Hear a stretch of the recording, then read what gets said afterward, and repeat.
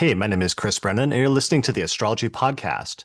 In this episode, I'm going to be talking about the recent Venus and Mars retrograde periods that are coming to an end at this point, and doing a retrospective on how those worked out by talking to some patrons of the Astrology Podcast, as well as some students of my Hellenistic astrology course, in order to share some stories about the specific ways that these transits unfolded over the course of the past several months.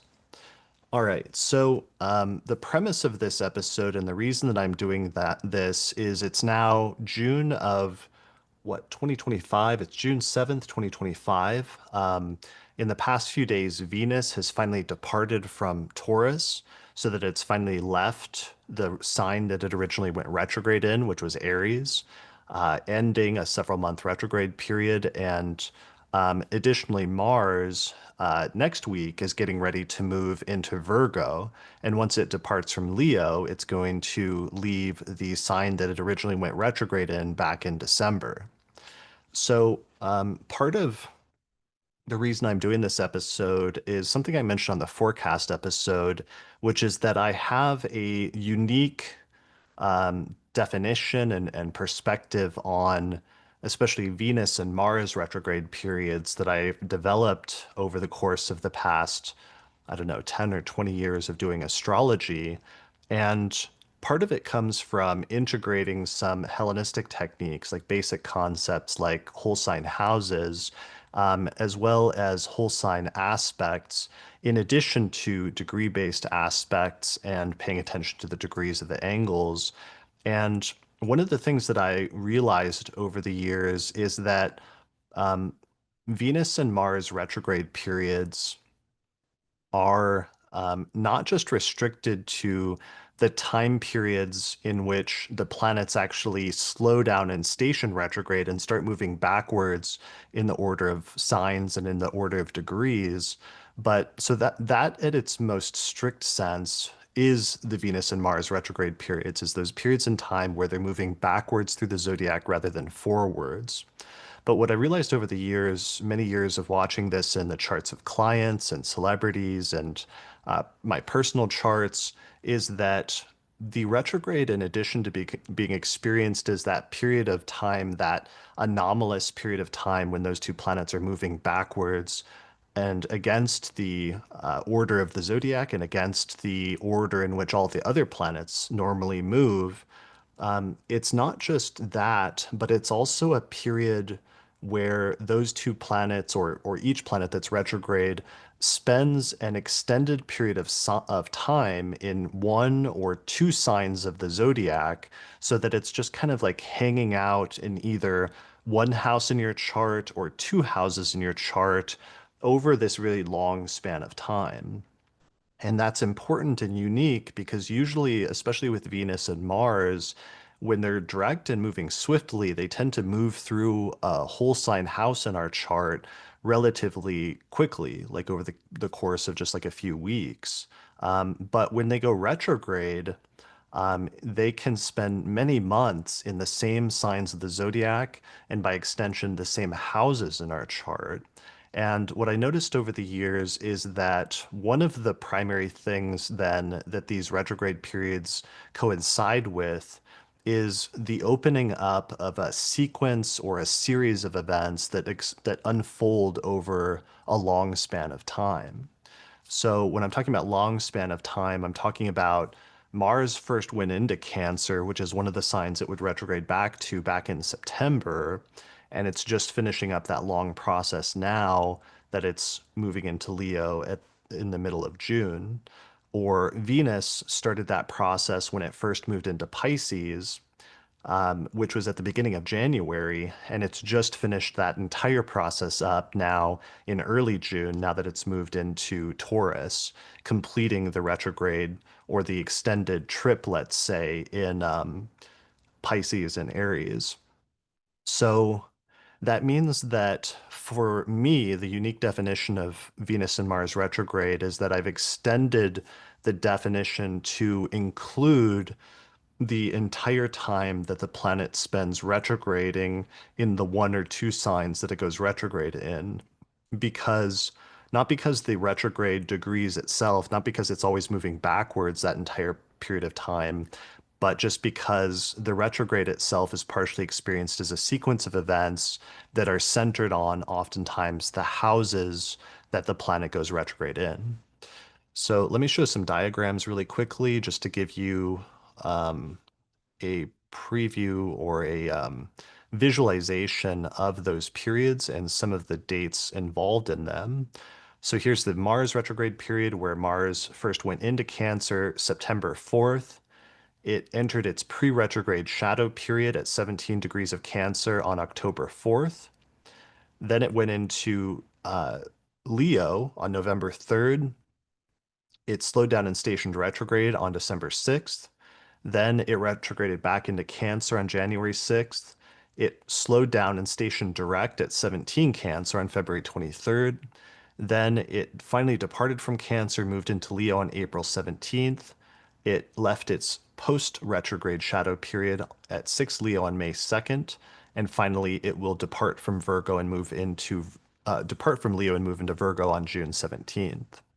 So for me, this is the entire range of the broader, let's say, retrograde period that includes not just the retrograde itself in the middle, which is like the nucleus of the retrograde and the most intense part typically, those that period in between the two actual retrograde stations or stationary degrees, which in this instance was what, 6 degrees of Leo and 17 degrees of Cancer. That is the most intense part, or that's like the nucleus.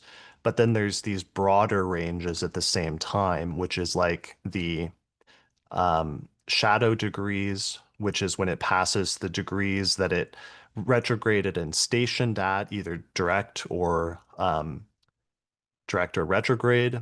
And then finally, there's one more extended period, which is when it first moves into the sign that it will retrograde back to, and then when it finally departs from the sign that it originally retrograded in. So that's what it looks like with the Mars periods. And with the Venus retrograde, we had Venus first going into Pisces January 2nd, which is the sign it would retrograde back into. It hit its pre-retrograde shadow period on January 28th at 24 Pisces. Then it moved into Aries, the sign it would retrograde in on February 4th. Then it stationed direct at 10 Aries on March 10th. It retrograded back into Pisces on March 27th.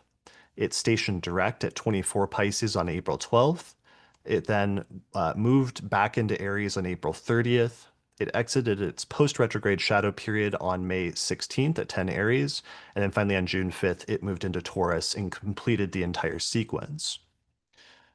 All right, so I'm outlining all of that again deliberately. I've been talking about this for months and months now, and this is actually going to be one of the last times I talk about this specific set of retrogrades. And I talked about it so much over the past year and did so many episodes on it because I really wanted to document this one. And then I wanted to outline, because I outlined all of this and the premise of what would happen way back in like August and September, if you go back and listen to some of my forecast episodes from back then. And then I've checked in at different points during the course of this to see different stories that arose at different points in the Mars or the Venus retrograde to see how that was unfolding. And now that we're at the very end of it, I just want to do one final thing to bring it all together in order to essentially demonstrate and show with examples what I said was going to happen in terms of the sequence of things, in order to substantiate the unique statements I made about the nature of Venus and Mars retrogrades at the very beginning of this.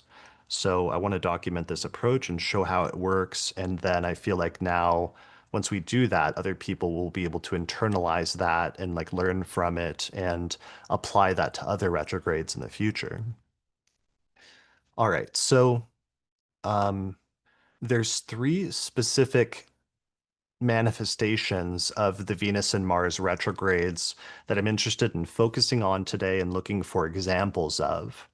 So one of them is I'm looking for examples that show the Venus or the Mars retrograde as the unfolding of a sequence of events over an extended period of time.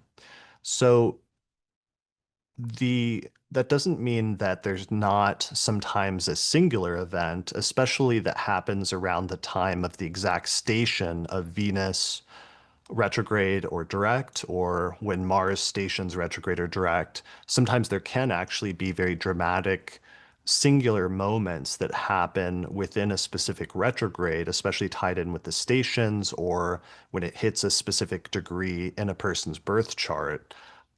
But oftentimes, instead of it being just that one singular event, usually that event is a part of a sequence of events that led up to that specific moment and then that came after or subsequent to that moment at the same time. Like, for example, one of the ones I was tracking was in the chart of somebody I knew was somebody who got a divorce with their partner during the course of the Mars retrograde. But the divorce was not just like a singular thing, but instead it was this entire process that began in September when Mars first went into Cancer, when the woman started looking into like she reached out to a lawyer to start looking into what it would mean to get a divorce from her partner. And then over the next couple of months was like working out some of the details of that. Then eventually, when Mars slowed down and stationed retrograde, um, he was served with divorce papers. So there was an intensification when Mars actually stationed retrograde, but there was like a build up to him being served with divorce papers. Then they were like working out the details, and there were some tensions over especially whether their assets and the house would be split up because the Mars retrograde was going retrograde in her fourth house. So part of the drama that unfolded during the retrograde itself was this question of whether she would get to keep the house or to what extent, because um, when they got into the relationship, she already owned her own house, and then he moved in with her. Ironically, 15 years earlier, the last time that Mars went retrograde in Leo in her fourth house was when their relationship began in 2010. So, part of the drama over the breakup of the marriage was the fact that she was the one who originally owned the house and whether that would be split up or whether she would retain it. And eventually, when Mars stationed direct, they finalized the divorce and worked out like an amicable resolution involving the house. And then the divorce was finalized when Mars stationed direct in Cancer. And then there were other things that were still being worked out over the next few months as Mars started moving forward again. And then eventually, in some of the final days of Mars direct now and moving through the later part of her fourth house, she finalized things by changing the deed to the house post divorce so that it removed his name from the deed to the house and just left her name. And within a few days of that, she also learned that he was engaged to somebody else and he had started a new relationship during the course of the Mars retrograde and now was about to get married to somebody else just a few months after getting divorced.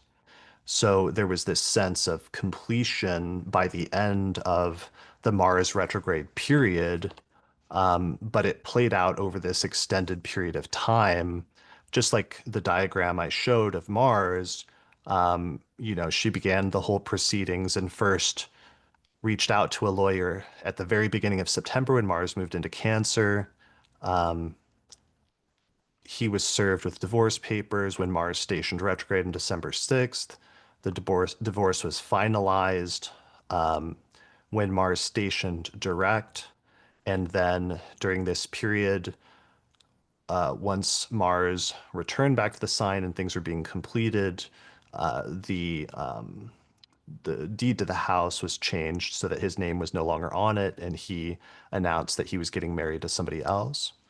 So that's I just wanted to share that example because that's what I mean. That's exactly what I meant back in September when I was telling people that this was going to be a series of events. And on the one hand, like there was a singularity to that event because when she looks back on it, she will think of it as that was the moment in my life when I got divorced from my husband. And in that sense, it does form a totality of like a singular occurrence in the person's life. But retrogrades sometimes, in this way, obviously, it wasn't in the terms of how it happened. It wasn't just a single day when something specific happened, but it was like, yeah, Tara points out in the chat, it was like several events, but all connected to the same theme and the same sequence of events. And that's important because one of the ways that the ancient Stoics talked about the concept of fate, and this was really important for the astrologers, is that fate was like the unfolding of a sequence of events and a chain of causes that go back in time. And you can see in this instance how this entire sequence of events was like related and all interconnected, but it all ends up being timed almost perfectly by this one planetary retrograde that was happening at this specific time. So obviously there were other overlaps, like with the Venus retrograde and other timing and other predictive things that were relevant in the charts of both the people involved, as well as like the inception chart of their marriage and many other things. But there was still something about the Mars retrograde in particular that showed the unfolding of the sequence of events, especially for her as it came to her home and living situation, since the retrograde was happening in her fourth house. And because it squared her descendant, it kind of tied in relationships and other things as well at the same time.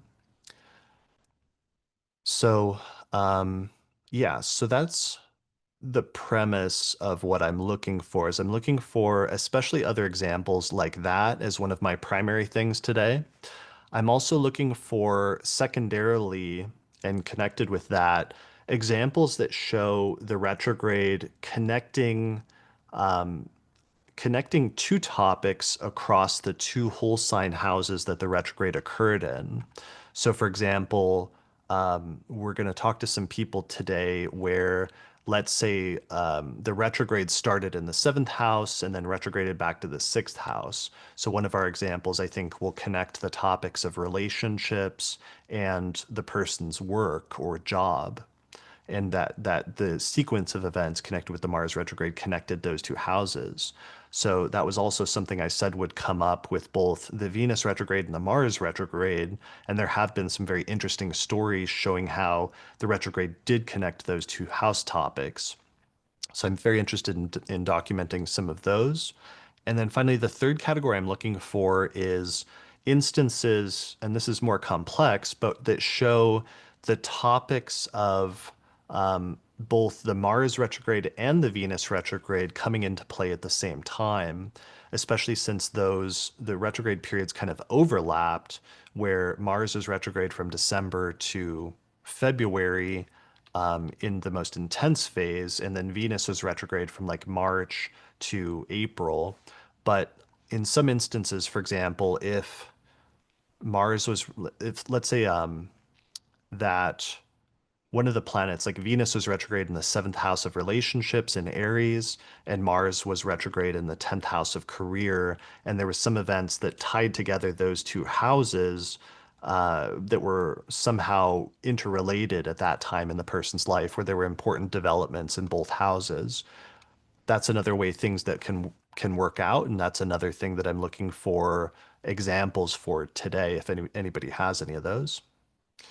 All right, so that's my extended introduction, and that's the premise of this episode. Now, I want to talk to some other people live to share some of their stories that match some of these themes.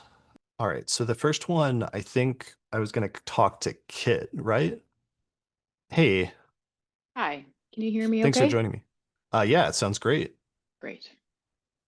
Here's your birth chart. So we're looking at a chart with Aquarius rising.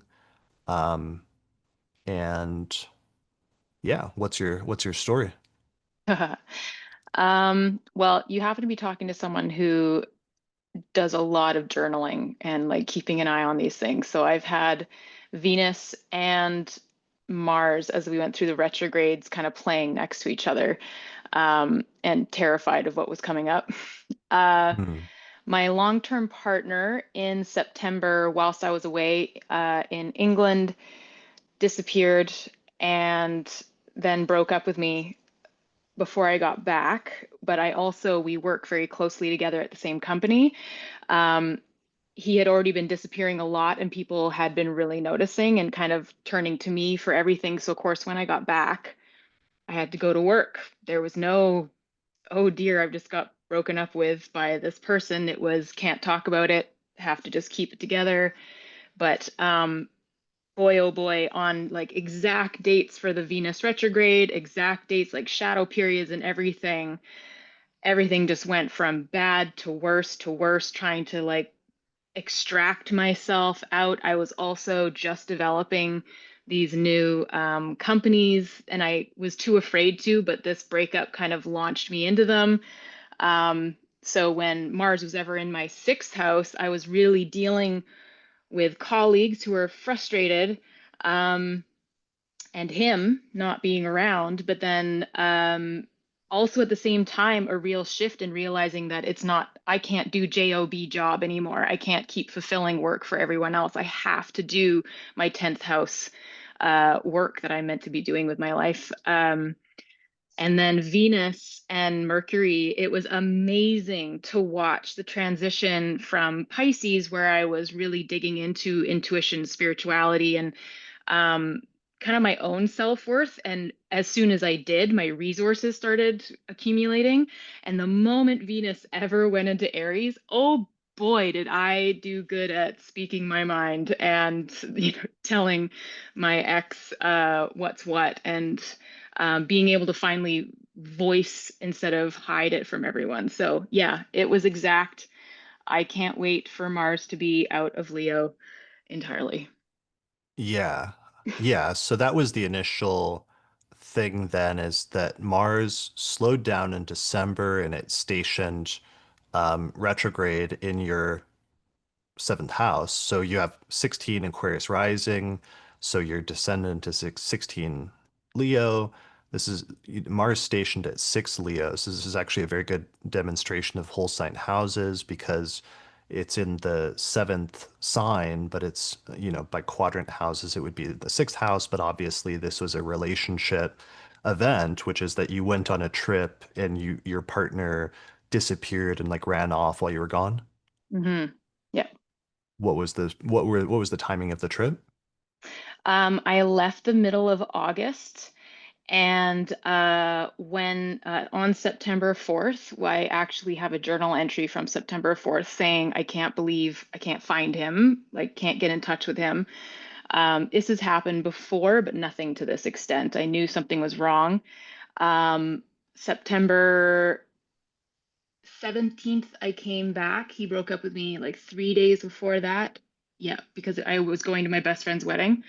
Um, Wait, so this started in September for some, maybe I misheard and I the thought you said just, shadow, when Mars first went into Cancer was when the work and everything started happening and he started disappearing. Yeah, there you go. got Um, it. October 4th, he had already left me, but I thought maybe there was a chance that maybe I could get him back.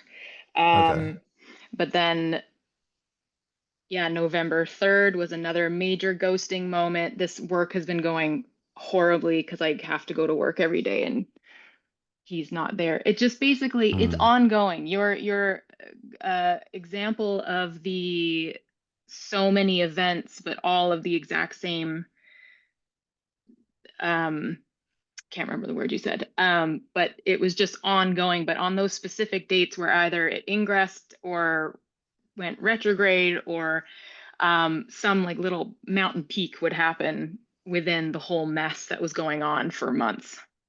So you still had hope in late October, but then Mars moved into Leo in early November, and then it stationed retrograde in Leo in your seventh house in early December. And what's happening in that time frame? Went completely silent, zero communication. So he just cuts all contact. He severs all contact with you. Yeah. Okay. So that's the station of Mars itself in your seventh house. And that's the other thing I've noticed is sometimes when Mars, I noticed this a lot in this retrograde, but I've seen it in other ones as well. So I'd like to develop this more. Sometimes the planet almost starts telegraphing the topics that it's going to bring up once it moves into the sign it's going to retrograde in, as soon as it moves into this one of the signs that it will retrograde back to. So it's interesting how, like, as soon as Mars went into Cancer, into your sixth house, Mars was bringing up sixth house things with work, but it was also already almost telegraphing the seventh house relationship things that would peak at the actual station in November and December, while it was still in the sixth house. So there was almost like a foreshadowing of that, or a buildup to that already as soon as Mars moved into one of the signs that it would retrograde back to. Yeah, absolutely. Okay. So, and this also reminds me of one of the analogies I used early on, which is like sometimes a Mars retrograde being like eating a really hot sauce that you like can't, where the feeling just lingers and you can't get rid of it, and it just like extends or drags out over an extended period of time. So part of your experience here is having this extended, really uncomfortable situation that's happening in both your seventh house relationship life and your sixth house work life, that you're just having to deal with and like put up with, and try to just like keep doing your normal day-to-day life. That is a perfect analogy because my work is my life. I really pride myself on my work and the job that I do, no matter what kind of job it is. So it was everything, spicy, everything. Okay. So he cuts off all contact by November and December when Mars stations, and then Mars retrogrades back into your sixth house by January, and then eventually stations direct in the middle of Cancer in your sixth house of work by the middle of February. So what happened in January and February? January 6th, on the day, he wrote me a letter to, I think he thought it was romantic in some sort of way, but basically telling me that everything came before me. Um, and which just with then, if we skip over to the Venus retrograde, the day she went into shadow, January 28th, we ended up having a huge conversation, fight, everything that kind of really, again, solidified everything. But it built from that letter on January 6th to January 28th before that conversation happened. Um, So he tried to almost reconcile with you in early January, but then things exploded again at the end of January. I would say he was trying to get me to hold on and wait for him, Okay. by telling me that I'm not ready yet. I have to do all these other things because of these huge lies that had been told. But really, I already knew at that point that he wasn't going to come back. Um, And part of the uncomfortableness also was with the work was, you said, I thought, right, that you worked for him or you worked at his yeah, company? yeah, Okay. Yeah, yeah. so that's also where the sixth house thing is coming into play also. Yeah. Got it. And at that point already, I had voiced the fact that I felt like he was playing this long game just so that I would stick around at work longer, Mm. because I was the one keeping everyone going when he wasn't there. Um, but then February 23rd, actually, it was that week that I decided. I had already told them I was going to leave in 6 months and I was going to do it really amicably and beautifully and everything. And then by the time we'd had this conversation at the end of January and it was now middle of February, I was like, absolutely not. My value is so much more than this. And I just don't need to stick around for this anymore. So I gave my notice that I would leave May 1st, right around the February 23rd date. Oh, wow. Okay. So shortly after, around the time Mars is stationing in your sixth house, you put in notice that you're quitting. And how long had you worked at that job? 3 years. Okay. Yeah. So not an insignificant amount of time. Mm. And then this is also by this time period, we're getting into like the Venus slowing down and stationing um, on March 1st. So you put in notice that you're going to quit, and then what happened after that? Um, he at that point, because there had been some conversations now at this point, but again, he completely disappeared. When I said that, because I also reiterated, I'm pretty sure you're just stringing me along at this point. Um, but I found my own replacement. I trained her for the next 3 months. I trained her every week. I put like just making sure that the whole team was able to continue doing their job and everything, and but also just because of what was happening now with Venus, I started out of nowhere in March processing my divorce that had happened in 2019. And these are things that I had never imagined working through. I Mm. came up through March. Which of course also had to do with my ex that I was dealing with at that time. So From 2019, you said? yeah, Okay, yeah. got it. So that really solidified that I was making the right choice, but holy moly, it was hell to go Mm. through. And if I skip forward to April 17th, it was that week that I'm so close to being done. Like May 1st is just around the corner. Unfortunately, the current ex that I was dealing with for work had really noticeably to everyone disappeared and just being super not helpful for anyone. And when everyone was getting so frustrated, I've done a lot of like psychology and counseling and stuff, and I could see everyone was getting really frustrated, but they know that they can't really say anything because he's their boss.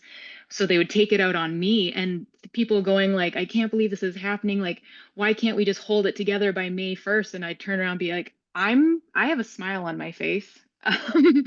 It's you guys that are, and it was that time, April 12th, April 15th, and April 17th that I had people come at me out of the blue. But because of what I'd been through in March and learning, I was able to turn around and say, absolutely not. You cannot speak to me this way. Mm. And then I totally did not realize that May 2nd was a major date until just a few weeks ago. But it's pretty funny that my last day was May 1st. Oh, wow. Okay. May 1st was your last day. So Yeah. that's Mars returning back to its actual shadow degree at 6 degrees of Leo, where it's stationed retrograde in December. Yeah. And that was when the relationship between you two was fully severed for the most part. We were meant to have a personal meeting April 6th, and he told me he would give me time to talk about it because I'm not someone, even my ex-husband, we're best friends. Like, I don't do relationships dramatically. We need, like, figure things out, do it, like, especially when we work together. Hmm. He didn't show up to that meeting, and I've never heard from him since. Oh, wow. Okay. So yeah, it Yeah, was just a complete ghosting situation. complete. Wow. Okay. So but then part of this was you left that and then you set up your own, you're working for yourself now and you're finding fulfillment and success in that. So much. Yeah, so much. Awesome. So that's the other part is you have this tough part with the seventh and the sixth house, but then the sixth house Mars retrograde, part of the thing is that it caused you to to stand up for yourself more at work when you were working in this other work environment, but then also um, to end that job and then to go out on your own independently. And this is also tying in with like Venus retrograded back into your second house of finances and stationing direct there and having potentially something good financially happened in terms of an expansion of just pursuing your own like work independently. Yeah, yeah, it's really been an incredible thing. And the as much as right now, this is why I'm very excited for Mars to be out of Leo because oh my goodness, am I angry these last little while. Like Mm. I feel so much anger, but I'm working through it. At the same time, a really amazing thing has been happening in the fourth house with Venus and with Uranus is the I didn't have a relationship with my family before this point, and they don't live near me. They all live in the middle of Canada. And just in the last 2 months, thanks to this situation with my ex-boyfriend, I've suddenly desired to move out, to be with them, create a new relationship with them. And I just bought a house a couple days ago, and I'm going to move out there in a month. And I don't know where that came from, but Oh, this, wow. as horrible as the situation has been through the sixth and seventh, and learning so many lessons through the second and third, this is going to definitely be the most pivotal moment in my entire life, probably. Yeah, that's incredible.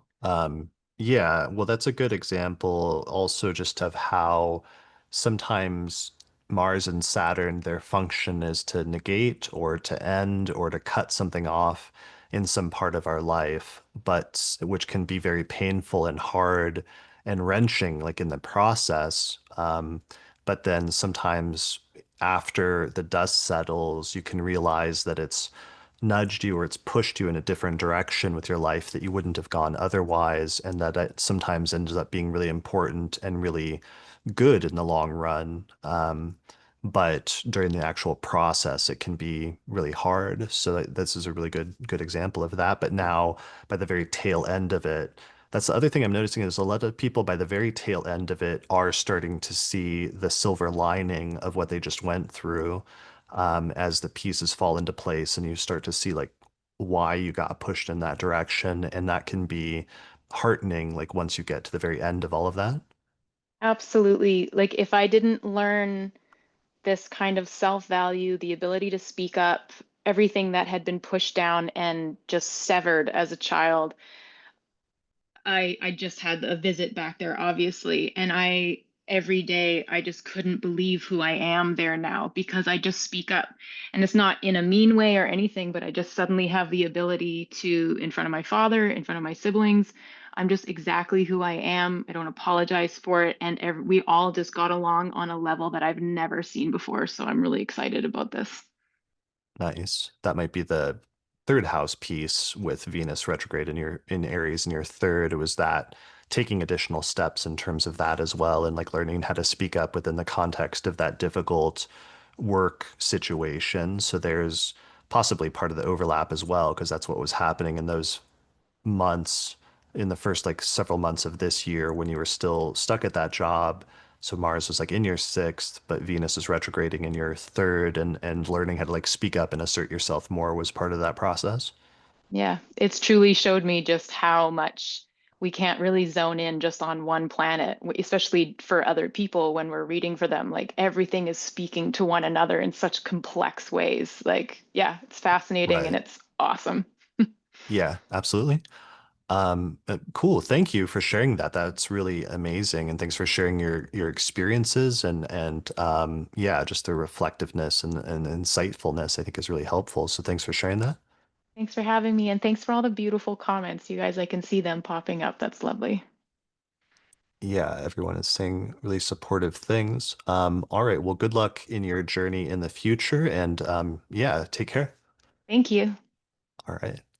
Yeah, so that was incredible. So, that really ties together a lot of those themes that I've been talking about in terms of the things that I was looking for, but also just what I meant about it being the unfolding of a series or a sequence of events. So, in post, I will have put two other stories that also showed the unfolding or the sequence of events already, but maybe I'll just mention those for those who are live here today. I think the first one was from a listener who was in California and their house burned down in the fires in January. But then, as a result of that, they ended up picking up everything and moving across the country to Maine, in order to start a new life out there. But that there was this like unfolding process, even though there was a singular event that happened, there was also, it led to a sequence of other events. And that's part of what we're seeing today. Hey, Abby, thanks for joining me. Hi. Thanks for having all of us. Yeah. Okay. So set it up for us. I read the description, but maybe if you want to repeat like Mhm. a synopsis of that, like what's your story? Yeah, the story is I survived the fires in Altadena, California, um, in January. I've been on a constant quest to find home since then. Um, and S- really, yeah, So in January, what was the date on that? Was that January 10th I or think, no, I think it was January 7th. 7th? Um, Okay. and it Got it. was January 6th and 7th, and it was happening overnight. It happened all in one night. And like, yeah, everything was gone in one night, the whole town. Um, Wow. So, okay. So, and January 7th, so that's early in the fires, right? Because the fires started like the 6th through the 7th. Where, like, yeah, was your we were like, house?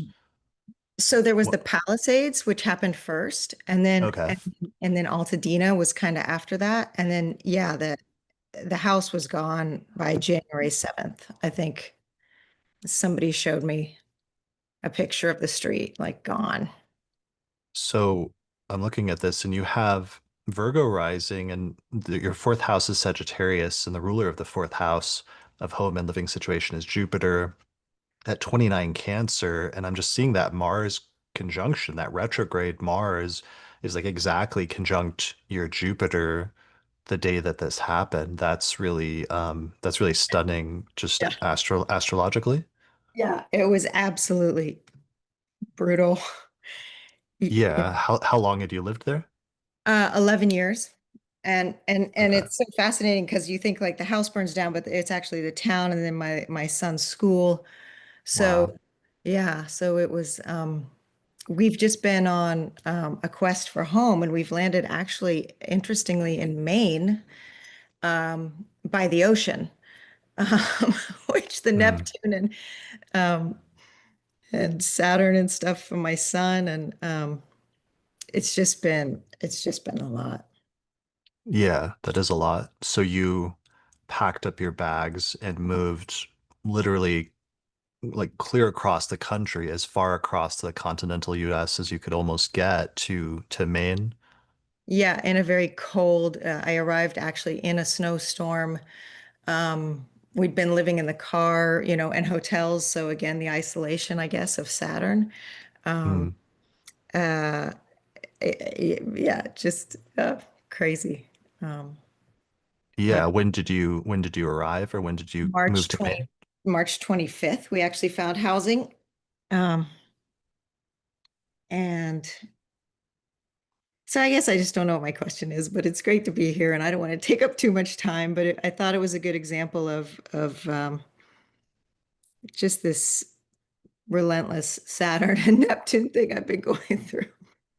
Yeah, yeah, no, this is And Mars. good. I'd like to see stuff like this because sometimes it's good for astrologers to like see and share, sometimes difficult stories so we can understand how things like that work out and what it can Yeah, look like under a difficult transit. In that case, it was like Mars conjoining your ruler of the fourth house, but then also Saturn was conjoining your Mars at the same time that day. And then you moved in late March, and I mean, part of what I'm seeing, so the retrograde was across your 12th and 11th of Mars, and then Venus was retrograde in your 8th and 7th. Um, and then and you then there's reload. nodal returns happening or whatever, nodal oppositions happening, I think. Yeah. Right. Okay. So yeah, you had the reversal of the nodes since your north node is in. Okay, yeah. So that is really important because that means the first Virgo eclipse that took place. Yeah. Um, Right, was in your first house, and there had been a preview of that last fall in September when the first Pisces eclipse was in your seventh house. Um, but that first eclipse in Virgo was in March, and My so it was Saturn's there. My Saturn's right there, my natal Saturn. It's got just- it. Okay.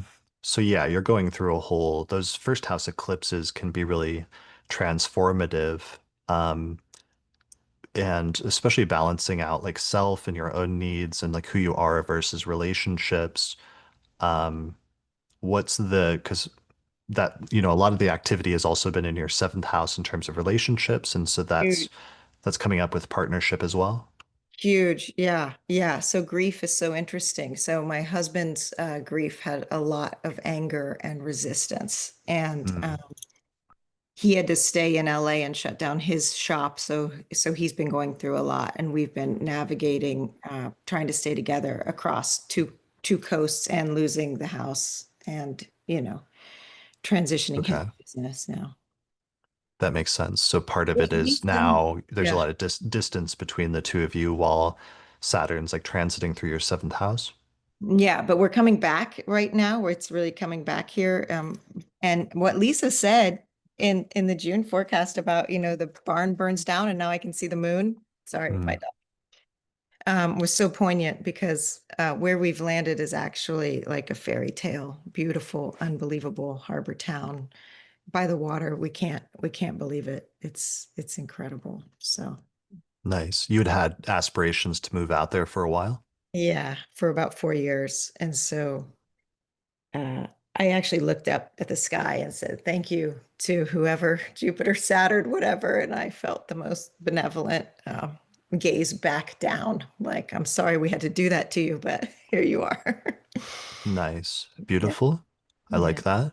I like that, yeah, that sometimes having a really hard, tragic event happening can sometimes force you to do something that either you wouldn't have done otherwise, or sometimes it can accelerate plans that you maybe had, but that you were putting off or not doing, and suddenly, yeah, really force you to head in that direction.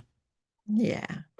And I won't take up too much more time, but there's a lot of more synchronicities happening here with my like kind of mental health advocacy and career. And it's just phenomenal. And the nature is very healing. Nice, nice. Mm. What with the Venus retrograde and Mercury retrograde in your eighth house, sometimes that's like other people's money, debt, resources, resources of a partner. Was that like, did the insurance come through and cover you for some of the losses, or was there a Yeah. process of like working through that, or what? Yeah, really good question. And I'm still clearly in the midst of it. It's like the Okay. insurance came through, but our debt to income ratio is excruciating right now. So we Hmm. can't buy. Renting is fine, but we're having to navigate multiple levels of like tax debt and student loan debt and that kind of thing. We'll do it. Got it. Okay. So that's part of where you're at now with like Saturn just moving into your eighth house is just navigating some of those things surrounding issues with debt. And also on the positive side, because I love how you guys always balance the positive and negative, the Hmm. GoFundMe that we started has been a massive resource. So, Nice. so then there's that coming forward.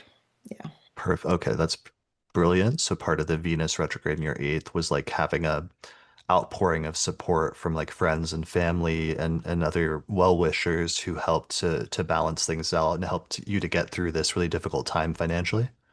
Yeah. Tremendous. Tremendous. Yeah.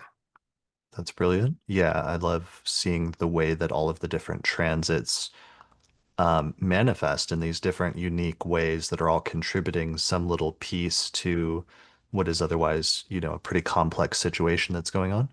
Yeah. All Yeah. right. Amazing. Um, nice. I'm Thanks for trying to your th work. Thanks for doing this. Thanks for going on. yeah, I'm sure it's not easy navigating. You're like an improv artist right now. It's amazing. right. Well, I got lots of practice doing the Denver astrology group meetings where we would do stuff like this and have to put on meetings and do live chart readings. And I got a lot of good practice doing that over the years. So that brings us back full circle to the first one where we're talking about local astrology groups, and the benefit of that is just, yeah, talking to people about their lives and charts and learning how to do that is really good practice. And I really enjoy doing things like this because it brings me back to doing those live meetings at the Mercury Cafe. Thank you for sharing this. I'm really glad to hear that things are working out. I'm sorry that that happened and that you went through such a difficult event to like have that happen so like suddenly. But I'm glad to hear that there's been some positive outcomes from it, and that while you're still coming out of that, that it's pushed you in a good direction and that you're starting to get settled in the new location. So yeah, thank you for sharing that. I really appreciate it. Thank you. All right, cool. All right, talk to you later. Another listener that I will have probably put in here, his mother was diagnosed with cancer. And during the early part of the Mars retrograde, it was said to be terminal, but then they sought other treatment. And then during the course of it, by the time Mars stationed direct, she had gone into remission and it was no longer terminal and was getting better. Baykan, do you want to join me to share your chart? You've had a tough Mars transit that you're getting towards the end of. All right, so your example that you wanted to share had to do with the Mars retrograde in Cancer. Yeah, exactly. Okay, what's been going on? Well, last summer I was visiting family in Turkey. That is where we are from originally. I was born in the Netherlands, and my mom, she noticed some symptoms, and then that was around the full moon in Leo, or no, Aquarius that happened. So there was something with the Venus opposite Uranus. And then when we came back to the Netherlands on the 1st of September, she went to the doctor, and well, the doctor saw immediately that something was wrong. My mom got so she went to the hospital. She got an appointment there, and then quite quickly she was diagnosed with late stage first ovarian cancer, and later on, so through the autumn, um, they found out that that it originated somewhere in the appendix. And by the time they found out that the cancer originated in the appendix, it was already too late to have surgery. And doctors told us here that there was nothing to do, and my mom had like maybe a few months to live. Hmm. And that was really hard. And eventually, my doctor in of my aunt in Turkey, so this my mom's sister, she has been a emergency ER or no ER specialist for many years, and she just got promoted to a new like government job in her province, and she came across well, actually by some advice from someone from the US. They came across a very good clinic that does like kind of like scientifically proven but still alternative treatment for cancer. And we Okay. started with that in November. And after that, so we had a first PET scan in Turkey because here in the Netherlands, they don't really do PET scans. And there was no sign of disease anymore, which was very, um, Wow. yeah, amazing news. Wow. Yeah. Yeah. So, if there's anyone struggling with the same, I can definitely refer you to the clinic. So And when did that result come back that they that they didn't see anything anymore? um, at the end of February, Okay. yeah, So it's like you're going through because that you said it was November when you started the alternative treatment yeah, because the ingresses are timing this pretty well because it was like yeah, the first diagnosis happened just before Mars went into Cancer and into your 10th house, and then opposed your midheaven. And then somewhere during like Mars and Cancer, you're getting like a terminal diagnosis and things look really bad in September and October. And then in November, you start seeking the alternative treatment, right? yeah, And this is yeah, when Mars has just moved into Leo, and then it slows down and stations retrograde in December. yeah. So she's going through the treatment all during the Mars retrograde itself. Yeah, and the very interesting thing is that my mom is a Sagittarius sun and the Anaretic degree and a Sagittarius rising.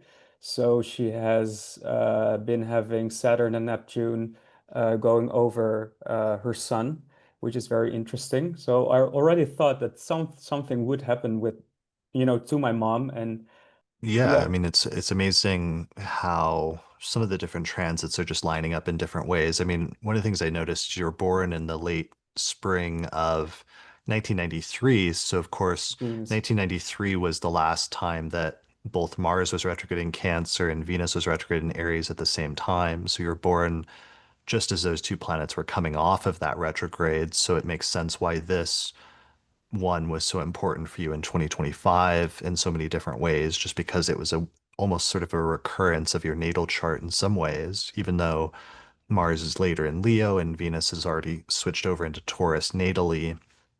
But Yeah, nonetheless, there's some kind of recurrence there. This was also part of your Saturn return story to some extent, with yeah, Saturn ruling your fourth house and being in your sixth house, and then going through Pisces and activating that placement and dealing with an issue of a parent who's sick. But it's very striking how everything worked out during the course of the Mars retrograde, and that you said she got the positive diagnosis that things were better in February, right? So that was when Mars was stationing direct in Cancer. yeah, exactly. Around that time. Okay, Yeah, I just dropped my whole astrology and stuff, and I was getting really stressed about, um, every possible transit that was happening was like, oh my God, like maybe, I'll see something that I don't want to see. right. But I'm kind of like getting off of that thing, and I want to slowly start to, pick up my astrology, um, astrology in general. Yeah, I think I experienced this quite traumatically. I'm kind of like telling this now, kind of like, it has been hard, but I'm really thankful and really lucky that, we have came so far. Yeah, well, it's cool how this is will be a great example of how we were talking about in the monthly forecast. Sometimes the Mars retrograde in Cancer caused some problems in that area of people's charts. And in your case, you've had to put so much focus on this, it sidetracked some of the career things it sounds like that you wanted to focus on in terms Yeah. of astrology. And now with Jupiter moving into Cancer this month, yeah, that's really going to help smooth things over and improve and expand and get you back on track in terms of some of your career aspirations. My mom also has a Mars in Cancer, in her eighth Mm. house as well. So she suffered a lot of from how do you call that, like relatives she has lost, her brothers and stuff, and she has also Neptune on the Anaretic Scorpio degree. Um, so it has Yeah, been, so the Mars retrograde in Cancer was activating that natal Mars for her in the eighth house, so that makes sense. And having at one point they were saying it was terminal, so that would have been really traumatic. But then when Mars retrogrades and comes back to that sign where she was initially diagnosed, eventually she's given a clear diagnosis when Mars returns back to that and stations direct. So that's a great example as well. And it's also more broadly like a good example of, on the one hand, like you were saying, yeah, I mean, I think traditional astrology and its ability to deal sometimes with hard topics when you yeah. you see a really tough transit and being able to articulate that as like, sometimes people go through really hard things and to not sugarcoat that. But then on the other side of that also, one of the things that you were struggling with at times was sometimes the burden of knowing or seeing difficult things coming up in the future and how to deal with that. And I do think that that's an issue that all astrologers and even myself struggle with sometimes, of how to use the information and not get completely freaked out about it, or to develop some sort of acceptance, but then at the same time to never adopt a fully fatalistic or an attitude that something's inevitable, and to always like try your best to push through things and to hope for a positive outcome, even if the astrology doesn't look good. Because what a wild example in this case of something that turned around, even though it seemed like all hope was lost.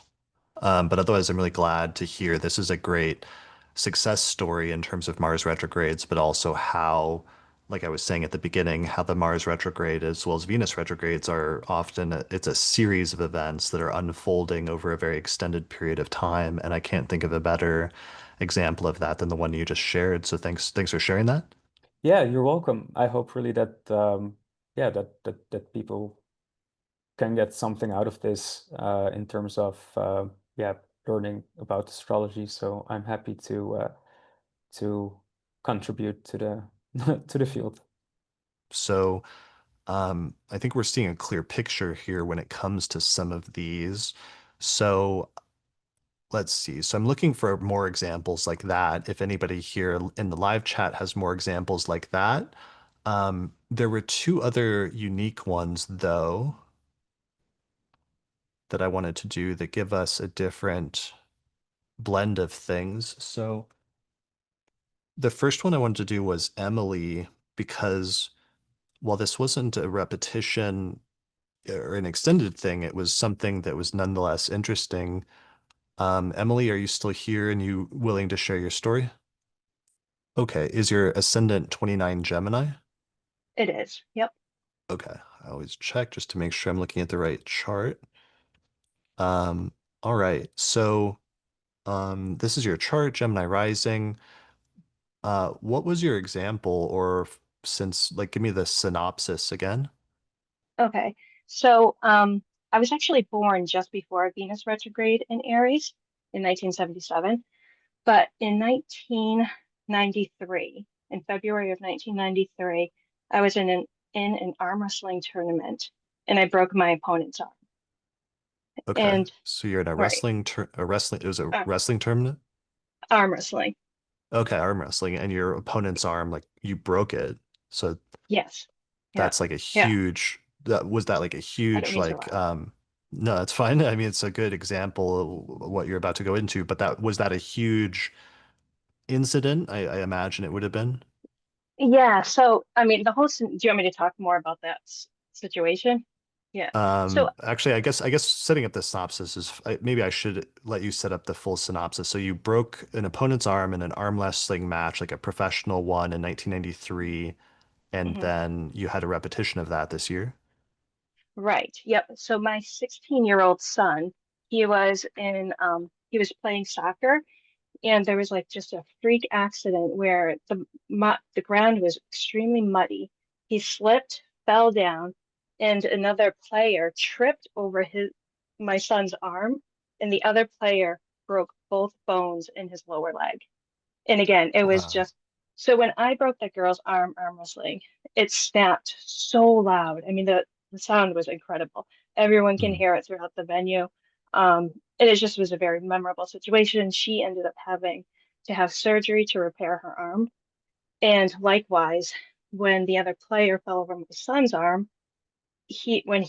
when that player broke his leg, he broke both bones in his lower leg, and that snap was so loud where all the players on the field just kind of stopped.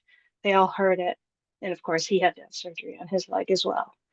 So, Wow, that's incredible. So, yeah. um, and this immediately interested me because one of the things I've been talking about during this Venus and Mars retrograde is that Venus goes retrograde in the same sign every 8 years, and Mars goes retrograde about every 15 to 17 years in the same signs. But the last time that Venus was retrograde in Aries and Mars was retrograde in Cancer was the first half of 1993. So I'd Mhm. been like connecting a lot of events that happened between now and 1993 and a lot of other repetitions. But for some reason, this is a really striking and like oddly specific personal repetition in your life. Right. Yeah. I mean, and from my perspective, I was 16 years old, and then there weren't many females arm wrestling at that time, and I was the Hmm. youngest. I was the youngest female. My dad was actually the oldest male, and we'd go to competitions together. Um, and then when I moved the following year to another state, it just became, I became known as the girl who broke another girl's arm. And so it ended up kind of, sticking with me for quite some time. Okay, so it was actually there was like a stigmatism associated with it. Yes. Yep.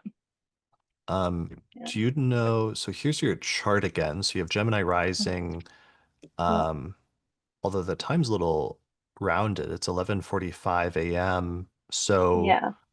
it could almost be Cancer rising. Do you have a sense of whether it's strongly like Gemini or Cancer? Definitely strongly Gemini. Yeah. Okay, got it. Yeah, 100%. Yep. Got it. Okay. So Yeah.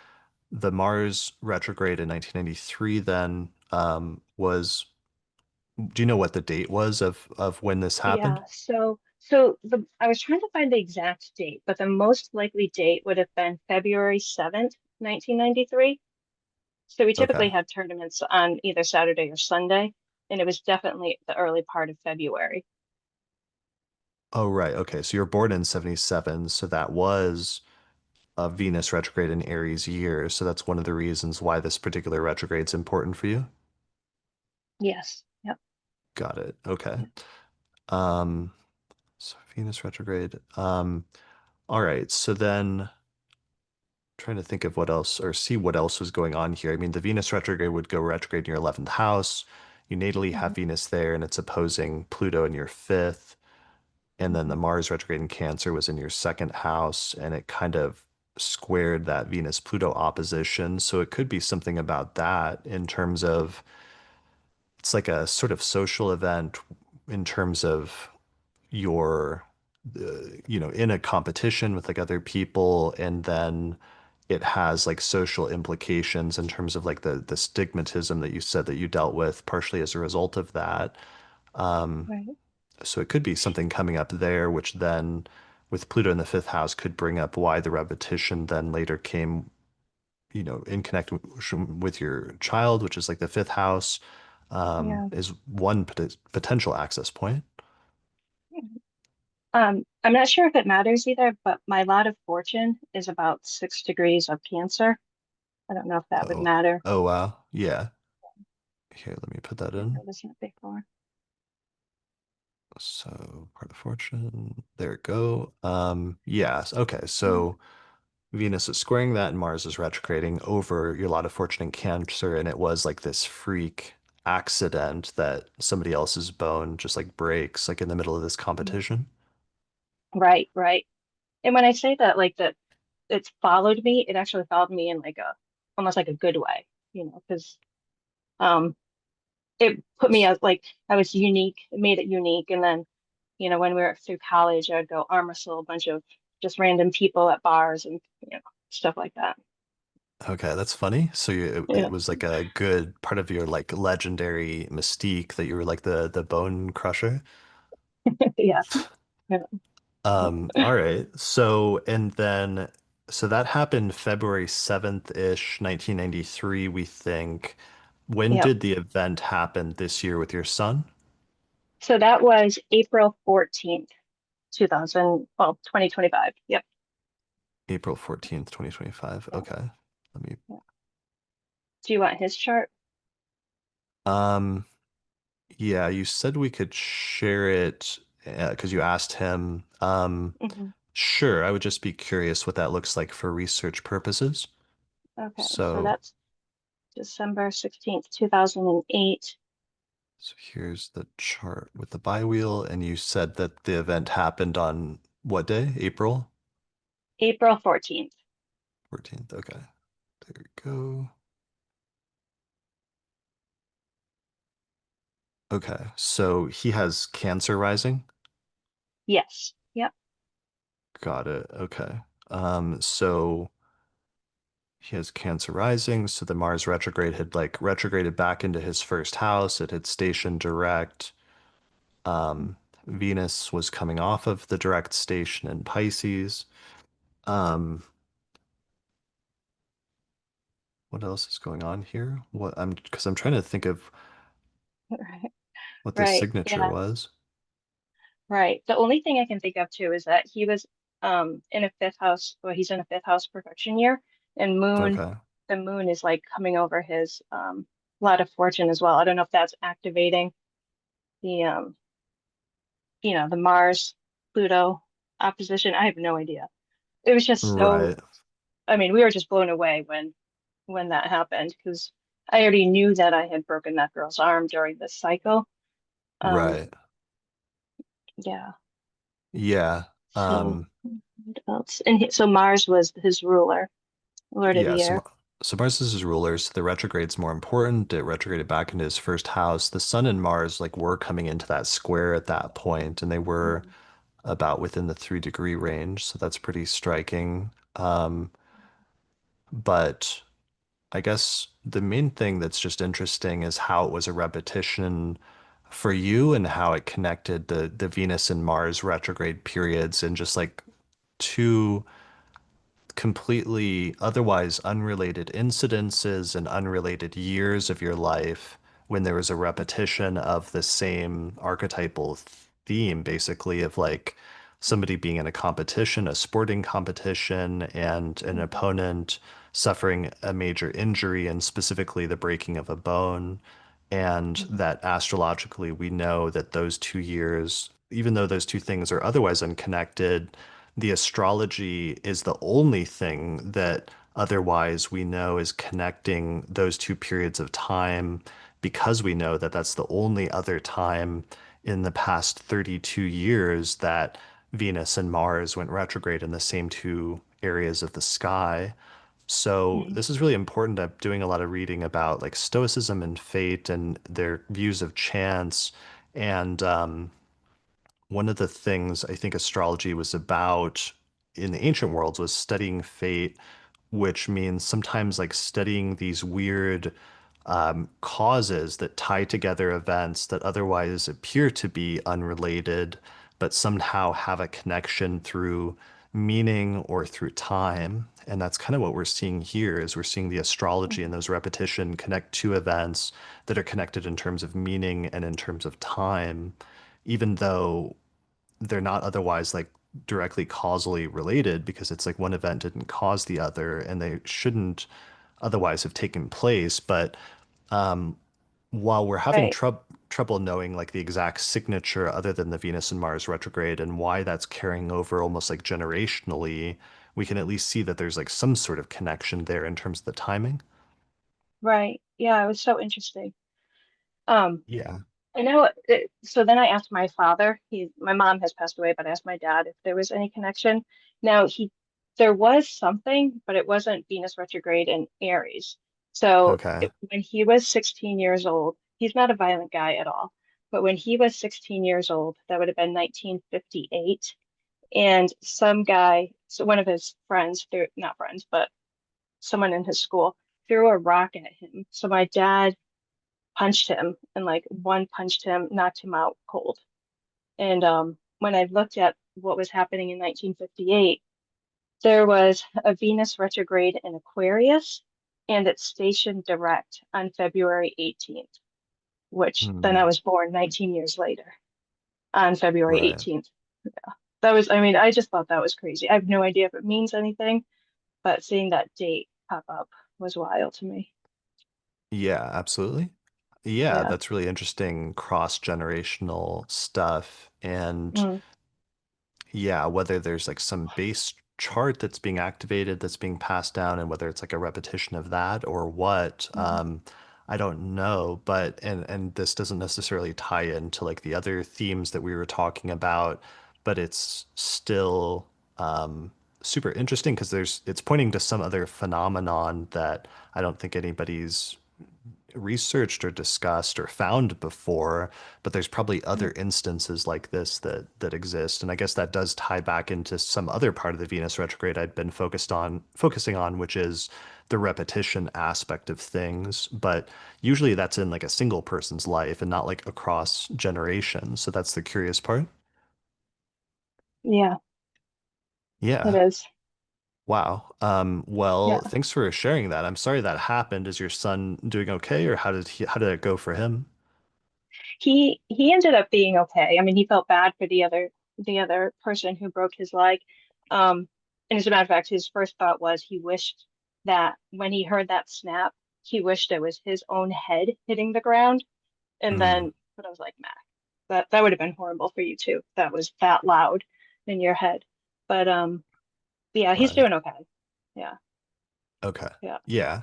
Good. yeah, yeah, Well, yeah, so that's pretty crazy, but I'm glad, we'll have to see how it goes and he'll have to track yeah, it like 32 years from now and like let us know what would 32 years from now be? That would be what, yeah. 27, 37, 47, 57, 2057. Do I have that right, chat? I'm fast.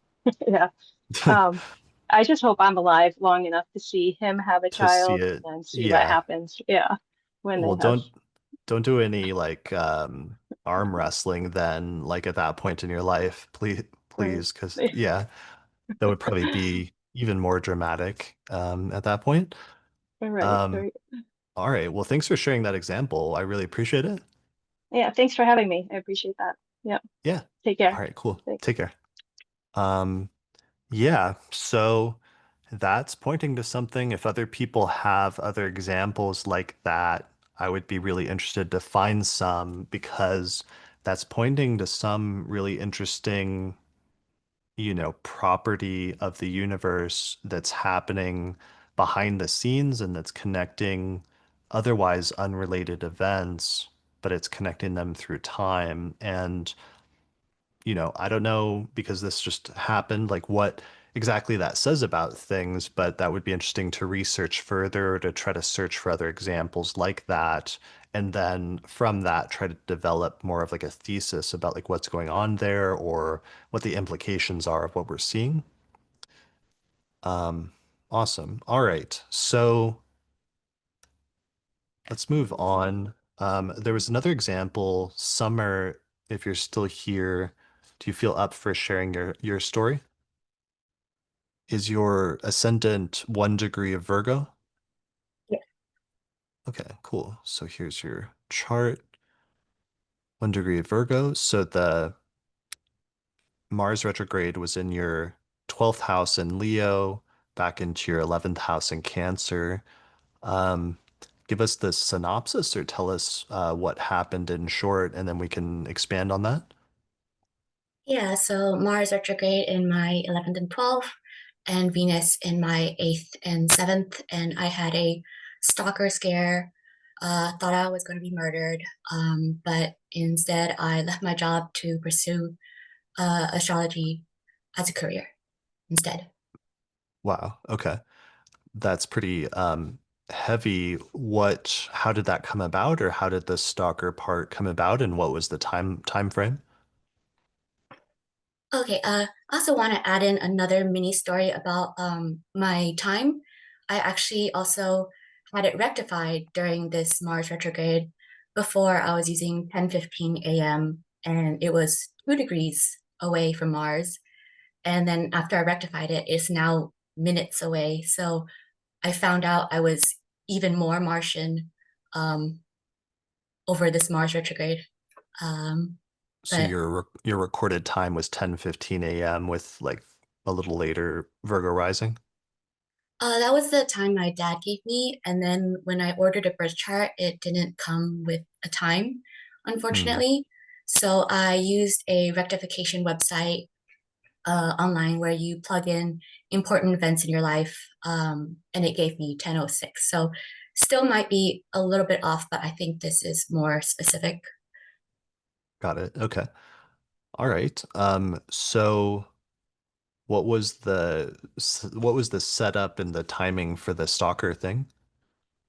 So August 31st, I met a friend of a friend, and I was naive enough to let him follow me home after in his car.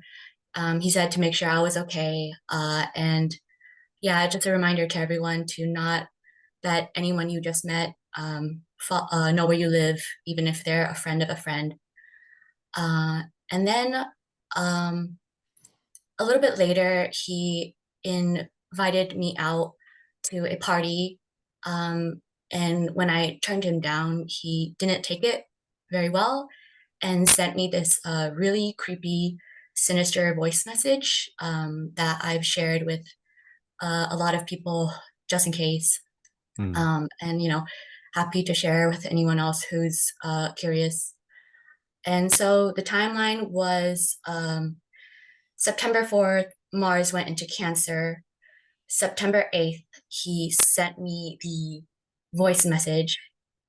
And then on Instagram, there is a place where you can share songs as a status. And then after that day, he started sharing song names with like really violent names and lyrics that like basically suggested he had a gun. So and I know they were addressed to me because there would be other indirect comments in there.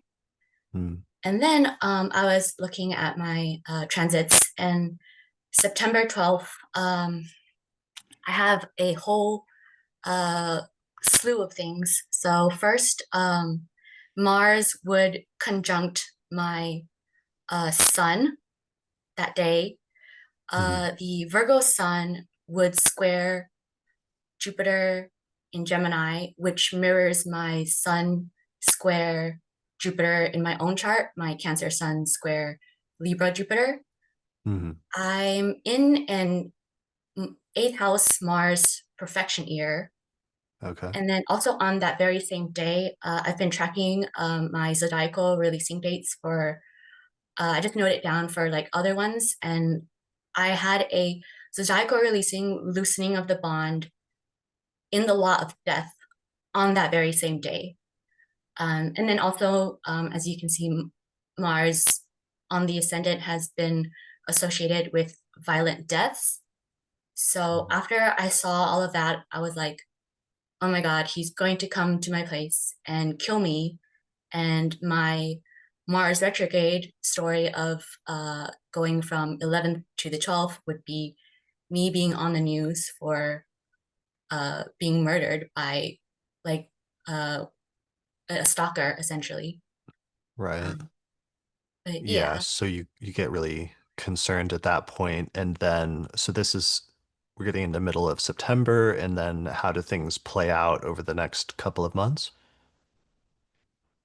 So I got really scared and didn't take any chances. So on September 12th that morning, I flew out to my friend's place. I got permission from HR to work remote, and then I just kind of hid out there for 2 to 3 weeks. I kind of felt like that maybe hopefully he would calm down, and I felt like after 2 to 3 weeks I was out of like the danger zone. I'm not entirely sure if he ever like dropped by my place um or anything, but it did. After a few months since then, he has messaged me a couple times like being cordial about it. So uh sounds like he's calmed down a lot. And so then what happened instead with Mars retrograde in Cancer is that I started having a lot more conflicts with my coworkers and like other teams after I had been at my job for like 2 years, and I was pretty happy with it. But then all of a sudden, it just started making me unhappy. And then by it's a little bit out of orb, but by sign, it also squares my Libra moon. So then I was like not feeling appreciated. And then I think it was around December when I started like considering like maybe I should leave and pursue astrology. Um, and then So you think so about quitting your job and basically starting to work for yourself? yeah, Okay, so that's around the Mars retrograde station in Leo, which is your 12th house. yeah. And then it just like every day it started getting like stronger, like the idea of like really wanting to do to be an astrologer. And then I also have Uranus on my midheaven, so that definitely went to play. And Yeah, then absolutely. on, So your midheaven's 25 Taurus, and so Uranus was just retrograding all over that at that time, in addition to being not very far from your Venus and Taurus in the ninth whole sign house. yeah, and I also have I think the asteroid Urania conjunct my Venus too, so that was like another indicator. Nice. And then so tying into the Venus retrograde, um, on March 1st, Venus went into retrograde, and on 10 days later, at March 11th, I announced to my team that I was going to be leaving to be a professional astrologer. Mm. Um, and then, um, and I believe one of your keywords for Venus retrograde was defiance. And so at that time, it really felt like I was like defying my team, my family, like general societal values, to do this. So Yeah. it like So all tied in together. you were striking out on your own, which then had important financial implications with Venus stationing retrograde in your eighth. But also then you were announcing that to your coworkers, but also that's presumably like part of your social network with Mars having just stationed direct in your 11th house of friends and groups. So part of it is saying goodbye to all of them as well. Yeah, like as you mentioned, cutting my job and cutting my community of coworkers. Um, that yeah, it was really sad for me because it's like this was like a job I really enjoyed. So it was um definitely a little bit like shocking for me as well. Were there any lingering things with the stalker situation, or you said that after um, some of that initial stuff after September that he sort of went away? You said you received some messages from him later, but was that situation done, or were you still just was your leaving the job still partially motivated by wanting to get out of there? Um, I think maybe I was kind of saying how maybe the thought of impending death made me realize like, I might as well die doing something I love instead. Hmm. Um, but and the last time he's messaged me was in December. So it's been a while. I still get a little bit frightened every time I get like a hidden message. But I think yeah, I think it should be I think it could be good for now. Okay. Yeah. So December, so that was when Mars stationed in your 12th, was the last time you heard from him. So then that's interesting just from a technical standpoint that again, it was almost like the Mars in early Cancer was like telegraphing the station eventually that it would go station in your 12th house ahead of time, even though it wasn't there yet. Um, but I guess the positive part now that we're getting to the end of both the Mars retrograde and the Venus retrograde, is that with those two planets going retrograde in difficult houses of your chart, like the 12th house of enemies, which I've commonly seen associated with stalkers, or the eighth house, which can sometimes have to do with death and mortality, that like you just said, the fear of those and having to like think about that pushed you then to want to pursue your dream to do astrology professionally and to go out on your own doing that. And therefore, while it was again like a very uncomfortable and terrible experience having to go through those things, it ended up pushing you in a new direction in your life at this point. Yeah, definitely. Like a blessing in disguise. So, um, definitely had me rethinking everything and focusing on what I really want. And I actually used your May 27 election to start my channel. So I know Mars in Leo is kind of on my Chiron in the 12th, so that's also a little bit concerning, but this is like right around the time that Uranus is on my midheaven. I also got a professional astrologer reading to confirm that like it was okay for me to also be an astrologer, and then she said like it looks like I could be able to. Nice. Yeah, that's awesome. Well, that was a good electional chart on May 27th, and that lined up really well with your chart since the Mercury Cazimi that happened right after was in your 10th house. There was just a new moon in Gemini in your 10th, and you caught the tail end of Jupiter in Gemini in your 10th whole sign house. So that's incredible. So you started a YouTube channel. What's your for astrology? What's your YouTube channel? So it's the astrology weather station, and with Virgo, I'm focusing on the details of the transit times.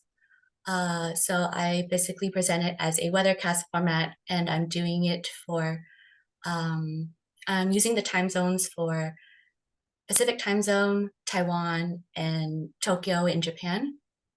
So yeah, if anyone wants to share transit stories whenever I post forecasts, I'd be really excited to hear about them. Nice. Awesome. Yeah, well, people should search for that on YouTube then and they'll find your channel.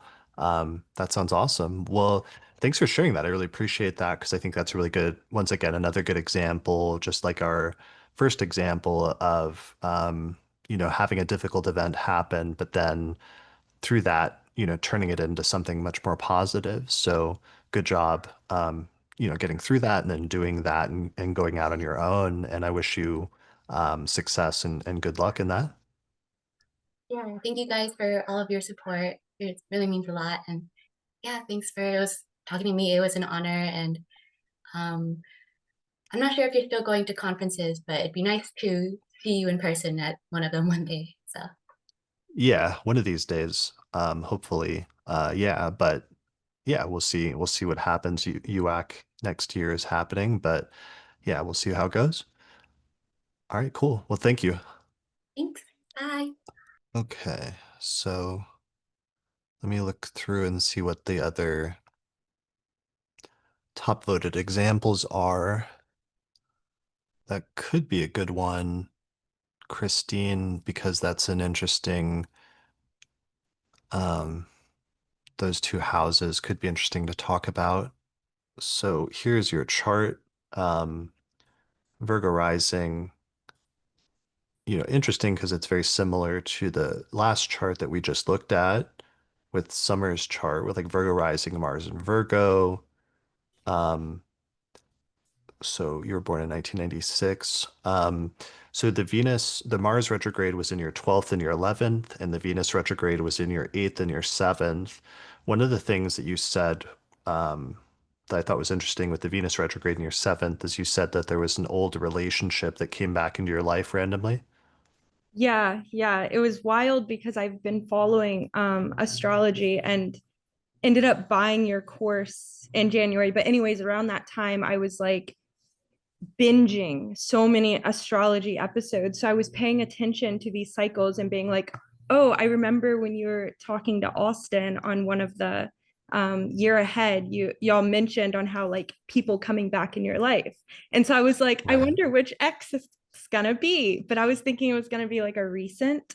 And so this was wild because this was my first boyfriend ever.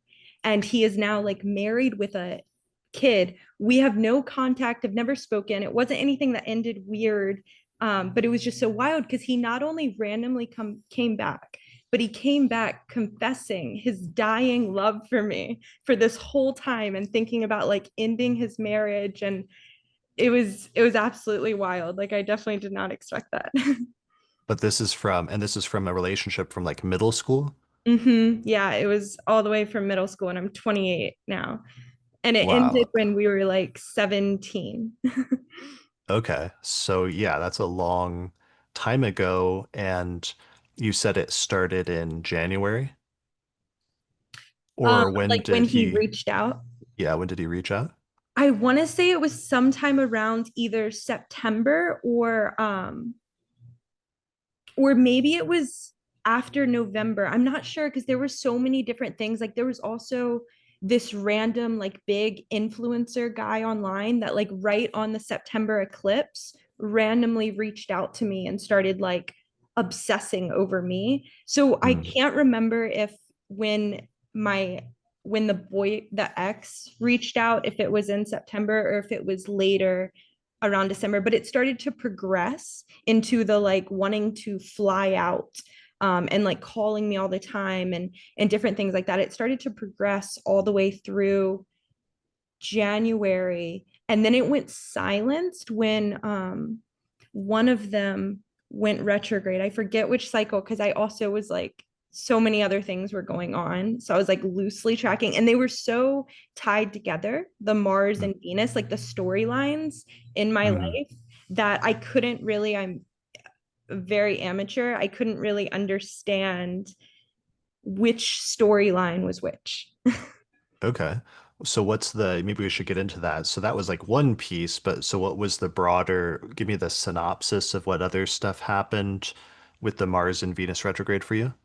Yeah, so I noticed similarities in Summer's story too as a Virgo rising. So I also um, loved my job. I was a pastry chef and like farm to table chef at a charter school. Loved both my jobs, was loving where I was living. And then all of a sudden, I started to feel this desire that I needed to completely move jobs and go after what I'm more passionate about. And at the same time, it was also this learning of my relationships, how my not only past romantic relationships have affected the partners I choose, but also my friendship. So it's taking a harder look at all of my relationships in my life, my job, my career, like how I show up and what I give, and really changing all of that. A lot of severing, like but mental, like behind the scene, and then active in my 11th house. I also started to, like Summer said, had conflict within my work, and I never have conflict, but it was like teammates were jealous of me, and Mm, there started to be like weird conflict of like someone that was like a friend that turned to an enemy. So it was like so many mixes of relationships, and also the job, which I don't understand if that's tied to because my second house Libra with my Venus there, if it's like me thinking about the space I occupy outside myself and like what's important to me. I don't mhm. really know, but the theme was really heavily tied around the job too. And I noticed that in Summer's story with like quitting and kind of being unexpected with that decision too, of like it wasn't like I thought I was really happy, and then just one day I wasn't. I was like, no, I need to change everything. I need to like quit my jobs and just do something I'm passionate about and move. But it was Right. kind of with relationships too, if that makes sense. It was like evaluating all of that. Let's focus on the relationship part first, because I think that's interesting, and I can connect that with the Mars retrograde in your 11th house of friends and groups, and the Venus retrograde in your 7th house of like one-on-one relationships and interactions. Tell me about the one where you said there was a friendship that turned into like enemies, because that's kind of interesting and could connect Mars going retrograde in your from your 11th house to your 12th house. Yeah. So this person I worked with, and we also rock climbed together. So we would rock climb after work together pretty much 5 days a week. And we were friends, but I could tell I'm very like hypersensitive to like what's actually going on behind the scenes when people aren't verbalizing it, but I can feel the energy. So Mm, I was always not sure if this was a real friend, but it was friendly. And like we rock climbed together. But mm, it started to get like very passive aggressive where like at work there'd be like really aggressive notes, and I this started so in the summer we were like friends hanging out all the time, and it was in September that it started to become a big question of like, is this person a friend or do I need to put up like boundaries here? And it So was right as soon as Mars went into your 11th right. house, basically. Yeah, totally. And I was watching this because I was like, is this going to be the story? And then Right. it ended up being a bunch of other stories, but I was watching it in this friendship in general because I was unsure. And And that's really important. Like people need to pay attention as soon as like an ingress takes place.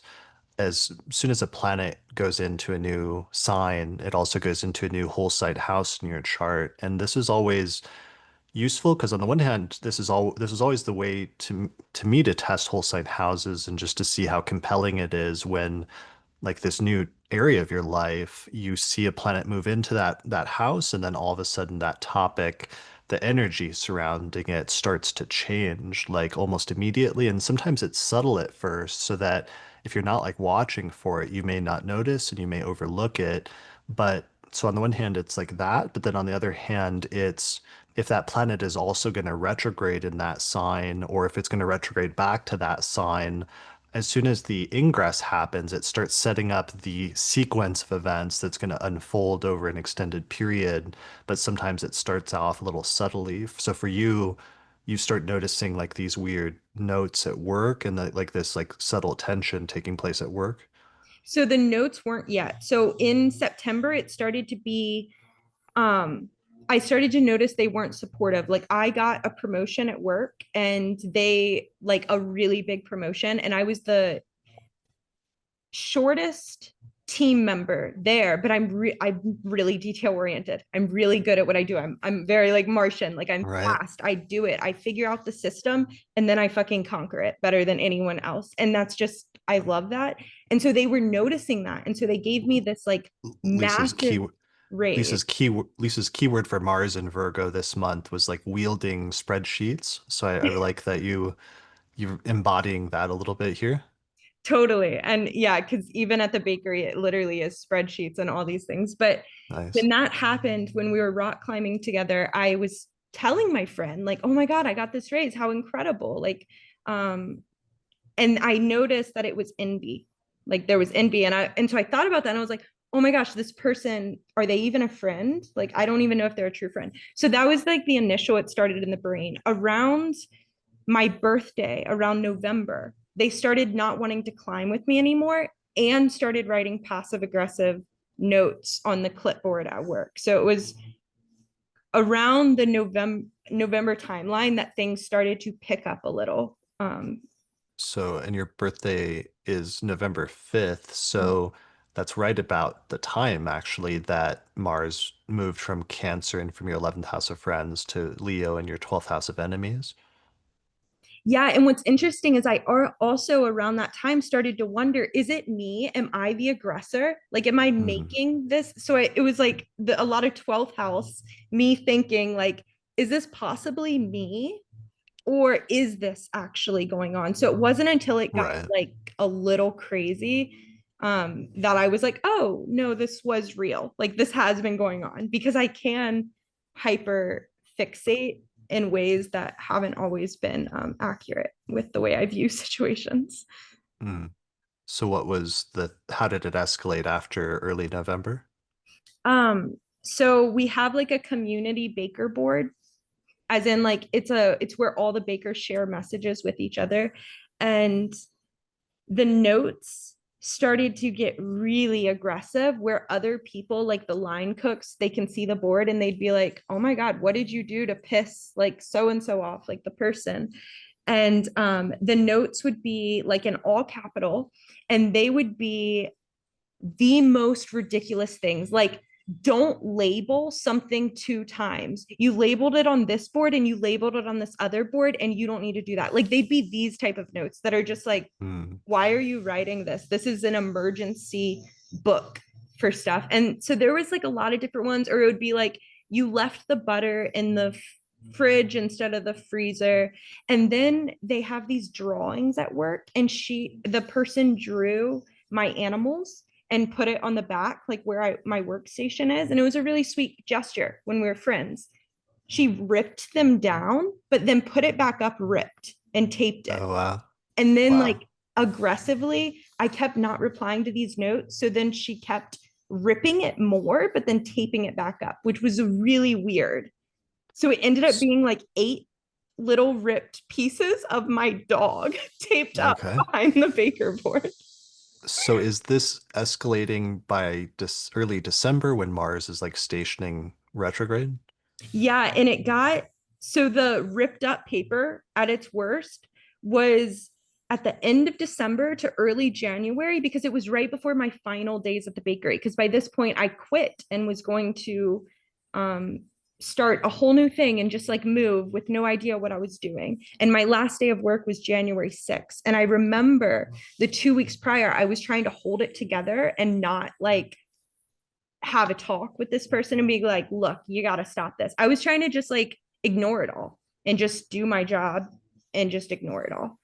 And so Okay. it started to get like worse around that time frame. Now I understand part of what's happening. Part of what's happening, I forgot that should have been integrated and that we talked about a lot in the forecasts, but needs to be integrated into this story as well as actually the previous one with Summer was just part of the signature with this particular Mars retrograde was um, when it was retrograde in early Leo, it was also opposing Pluto.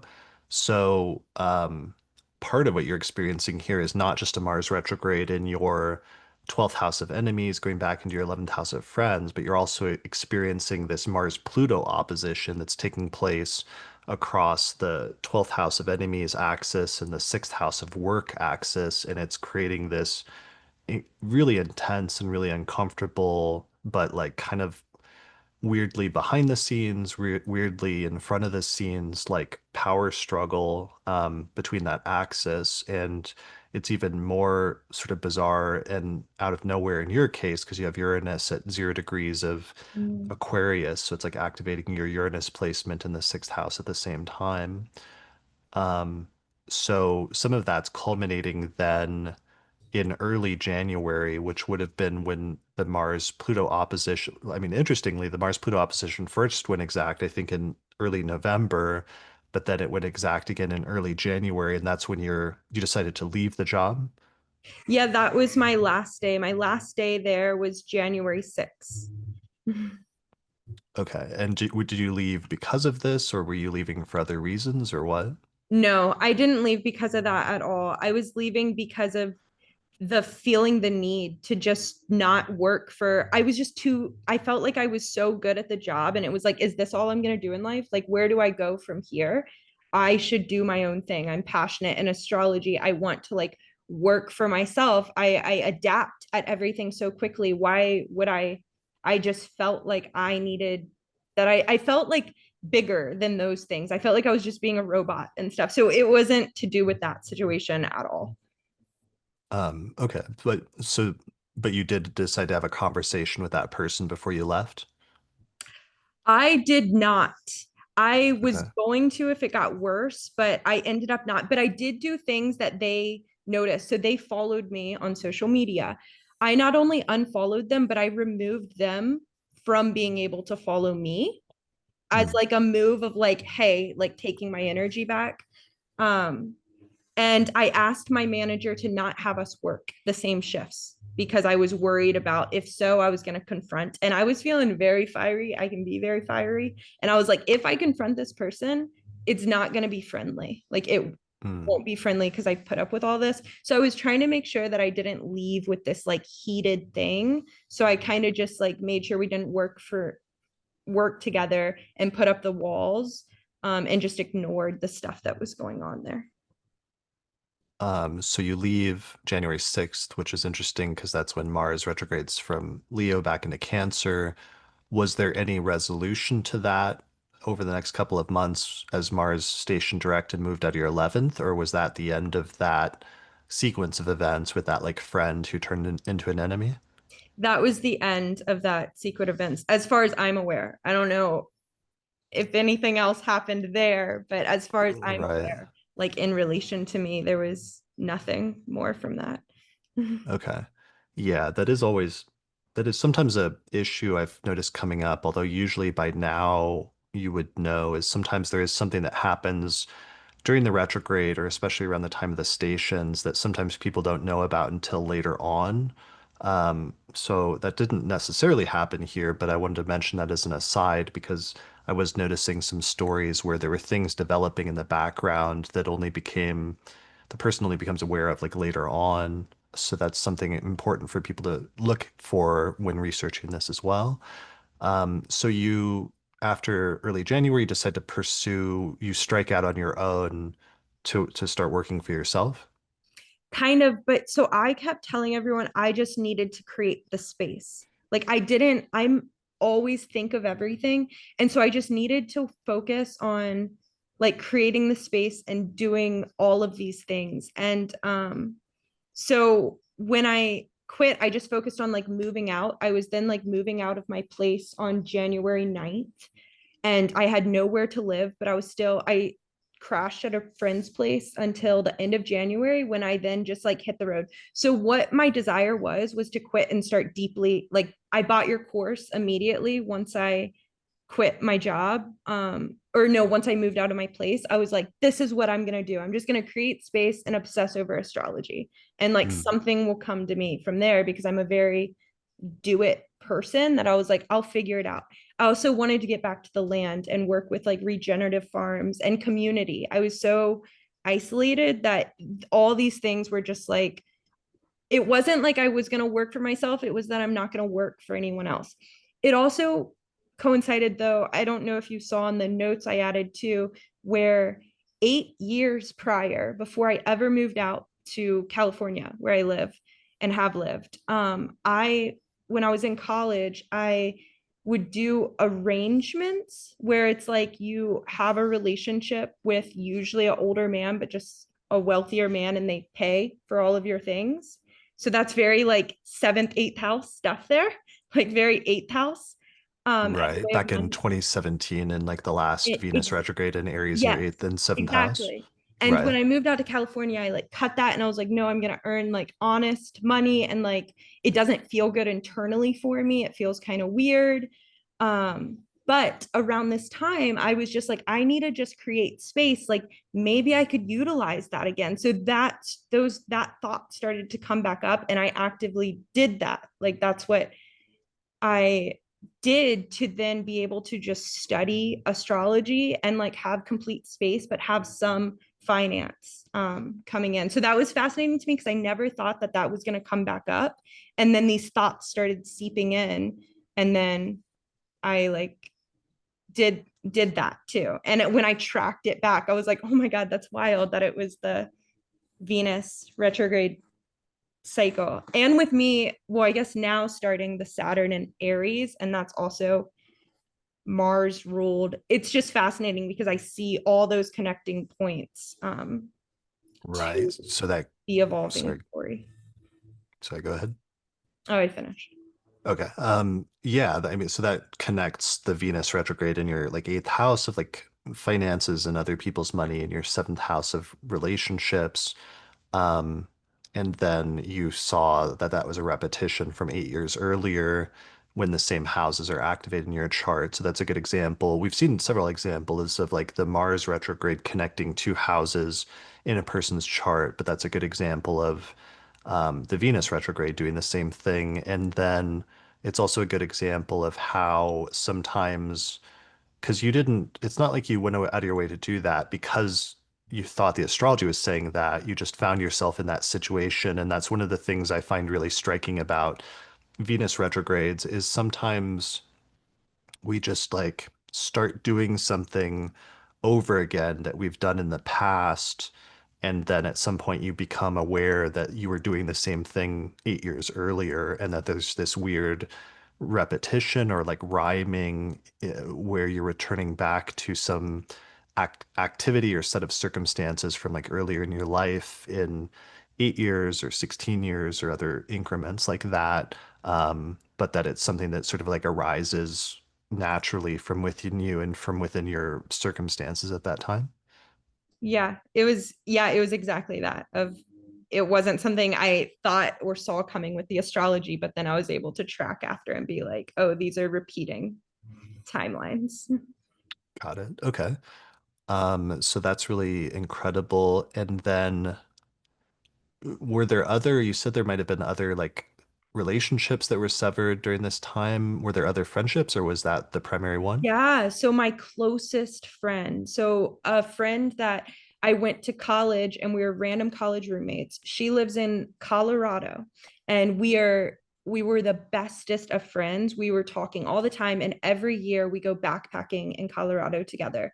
And during this whole period, the same period with the coworker, she's going through her Saturn return. She's like, it's eighth house. She's like, all the mental. So I'm like, she's reaching out to me and I'm holding all of this space for her. So I started evaluating this friendship and being like, wait, like I'm such a giver, but whenever I need something, it's not mutually received. So I started to evaluate my closest friendship and set up boundaries. There wasn't this big severing, like there wasn't this angry severing, but there was severing where now I don't actively talk to her and she just randomly like will like my stuff on social media, but we were like best friends who were together all the time and I mentally put up boundaries and severed one of my closest relationships and now there wasn't an active discussion about it, but for me I don't consider her a close friend like at all because I changed the way I view relationships, and to me it's only reciprocal relationships are allowed in my life, and so I severed anything that felt like it wasn't reciprocal in a way where it's like if you want to be my friend again you just need to show up and I'm not going to keep showing up. So that's what type of severing it was. Got it. Okay. And that was taking place over this whole extended period of from like last fall until the early part of this year. Yeah, it was very much September to late December for that one of like it getting intense of her needing me and me being there, but then me evaluating that and then me mentally severing. And then that was it. So it was in that exact same time frame that the coworker was happening to. Got it. Okay. Yeah, that's a good example that sometimes the same energy can manifest in like two different areas or two different relationships while still being broadly in like the same area of your chart. So it's like two different friendships that go that there's a severing, but for like different reasons. So that you're experiencing like the Mars archetype on two different areas, but still in the same part of the chart. Were there any other major things? Because that's pretty comprehensive. I mean, this is a very good example of how you experienced the topics of the houses of both like the Mars retrograde and the Venus retrograde. Were there any other major ones that we missed? I feel like we touched on it a little bit and it wasn't super major except for me personally of having right around the eclipse like an influencer online that I've like followed for years randomly following me and starting to like hyper fixate and obsess over me, share their location with me like on phones, try to like want to come and visit me, and that was all in the September to, and that kind of stopped around January as well, like where he then just went away, which is very eclipsy energy of like all in. But it's like, is that story done? I don't know. Like he still lurks around. And so I've been watching that one more with the eclipses in general, of the Which Virgo eclipse? eclipses. But the September 17th partial lunar eclipse is where he and I stayed up all night like talking. Like there was this weird mental um energy we had, which he has his Mercury and Scorpio as well in the 11th house. Oh, you're Um, talking about the first Pisces eclipse in September? mhm. Yeah, and Okay, that was like the exact night that that started. got Um, it. Yeah. well, he had followed, it was like a Venus Cazimi, I forget when, and I was paying attention to it. And on that Cazimi is when he randomly followed me. And then it was a few days that he started messaging, but it was on that eclipse that then it was like, we like FaceTimed for like 6 hours. And that one got where, yeah, then it was like he was sharing his location with me. He was planning on visiting me all the way from Ojai. And yeah, and then that fizzled out as well, where it just, I set boundaries. I was like, wait, I'm doing the same thing. I'm like choosing actually emotionally unavailable people.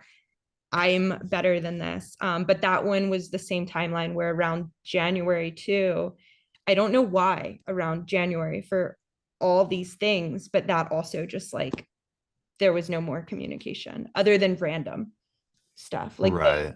and I've been paying attention to that one more with the eclipse, but I don't know if that kind of plays into similar territory. Yeah, I mean, well, that eclipse was just opening up a whole sequence of you'll be going back and forth over the next couple of years between focusing sometimes a lot on relationships and other people, and other times on yourself when the eclipses start hitting your first house, and seesawing back and forth between the two. The Saturn going through your seventh and being around your descendant and stationing there has also been tied in with some of the cooling off and the setting boundaries in relationships. Um, yeah, but so this is a good example that even though I'm trying to focus in on specific transits or like isolate, like Mars retrograde was doing this or Venus retrograde was in this house, there's obviously like a lot going on in a person's chart and life at any one time, especially if you're getting very close degree based hits of like important transits at the same time or eclipses and things like that that can be layered on top of things. But um, yeah, it sounds like all of the both of those transits really manifested in very striking ways for you. And some of these themes, especially with that eclipse, will probably open up a sequence of events that'll be ongoing for another year and a half or so as the eclipses continue to bounce back between your seventh and your first. Yeah, totally. Yeah, because we have a lot of connecting friends. And so I'm paying attention to that storyline, but a little different. But yeah, I think that's all of the events. Cool. Awesome. Well, thank you for sharing that. That was amazing. That really helped fill in some pieces that I was looking for of like things that I would expect, but that fit like multiple different things that I was looking for. So thanks for sharing all of those. Yeah, no, it was a privilege and pleasure. Cool. All right. All right. Take care. Thank you. Yeah, Ezekiel says it's like the main theme in general is severing of relationships. I do think that is important because it's like we see an overlap in the significations where like Mars is about severing things, and especially sometimes when it hangs out in a certain sector of the chart for an extended period of time, one of the core meanings of that can be an extended period of like severing relationships. And then Venus retrograde, since Venus's basic function is to unify and bring things together, sometimes when Venus goes retrograde, it can back out of relationships or undo them in some way. So that may be part of what we're seeing a little bit here with the overlap with those. Yeah, and Helen mentions and taking decisive and assertive action. Yeah, I think that was relevant, especially because of the Venus retrograde in Aries and then the Mars retrograde at the same time. Because sometimes the energy of Mars is, while that severing and separating energy is important, sometimes that also can manifest as a decisiveness or as a sense of like courage, like having the courage to be bold and like do something aggressively despite what other people think, which can sometimes create tension with other people, but um, can be good. All right, so there's one. Dinah-Maria, are you still here? Yeah. Okay. Let me promote you to a panelist because yours might be good. It will be some overlap with what we've just been talking about with the eighth house, but it brings in another element with the fifth house that could be good as an interesting additional perspective. Hello. There you go. Can you hear me? Awesome. I can. Yes. Thank you. Thanks for. Yeah. Yeah. Thanks for joining me. What is your birth data? All right. So is your ascendant 4 degrees of Sagittarius? Yes, it is. Cool. All right, there we go. So you have Sagittarius rising natally. You have Mars in Cancer in the eighth house. And give us a synopsis about what happened and what your example is about. So let's see. Not quite sure where to start, but I'll say that I guess going back to 2017, it turns out my now ex-husband was being unfaithful.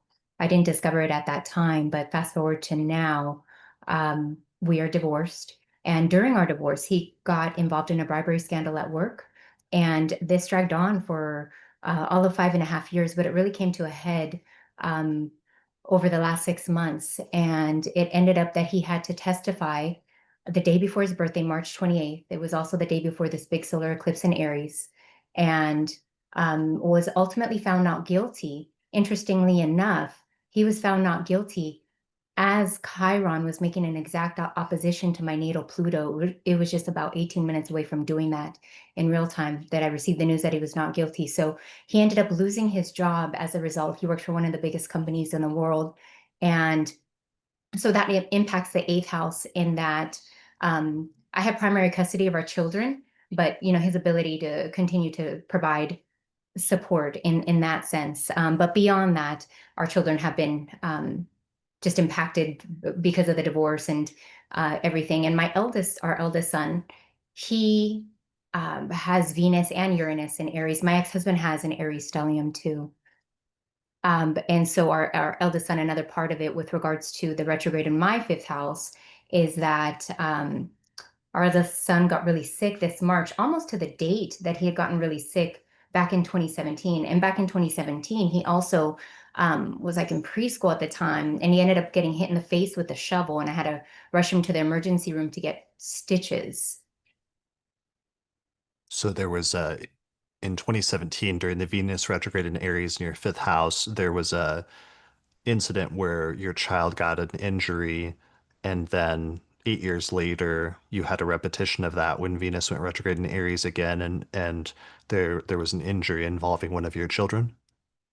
Yes, although this year he suddenly became sick. And potentially maybe it's because he has Uranus in Aries as well. But for him this year, it wasn't the injury, it was that he was suddenly really sick. And he was also suddenly sick in 2017 as well. But thanks to following the transits, I intuitively felt that something was going to come before it happened. And so I'm grateful for this map of sorts. And How long was he sick for? um, maybe he ended up getting like a week the first time. He ended up getting influenza A, which is highly contagious, and he got his brother sick as well. Hmm. And then he ended up getting suddenly sick again. So, and I use the word suddenly because I just, with his Aries placements, Uranus there, 3 degrees, I really think that was impacted as well as his Venus. And what was the injury in 2017? That's when he got hit in the face with a shovel at preschool. Okay. And so he had to get stitches on his face, which Oh, wow. Okay. yeah, Did it leave a scar? it did. Okay. That's really interesting, just that we can see the repetition of events connected by the Venus retrograde, but in the specific house in the chart, which is the fifth house for you. Um, and then, so with the ex-husband, and then you found out that he had, in 2017, he had cheated during that Venus retrograde in your fifth house. How or when did you find out later that he had done that? What was interesting is that when Uranus, I was just led to astrology 2.5 years ago, but I've really gone deep since because I have felt it in my body when these planets ingress, as you were saying earlier. And so Hmm. what's fascinating is that when Uranus moved into Taurus, I intuitively like felt something, and not, it's my sixth house. Not only did I get sober, that led me to discover his infidelity. And he come to find out, his birthday is March 29th, so he had traveled to go see her the year prior, which would have been 2017. And as I mentioned previously, he has an Aries stellium, so he has his Sun, Chiron, Venus, and Mercury all in Aries. Okay, so all in Aries, the Venus retrograde then is like going over his stellium sign, at least back then, in terms of it being an important turning point for him. This is a good example, though, in terms of like sometimes we see a transit, especially a retrograde, happening in our chart in a certain house.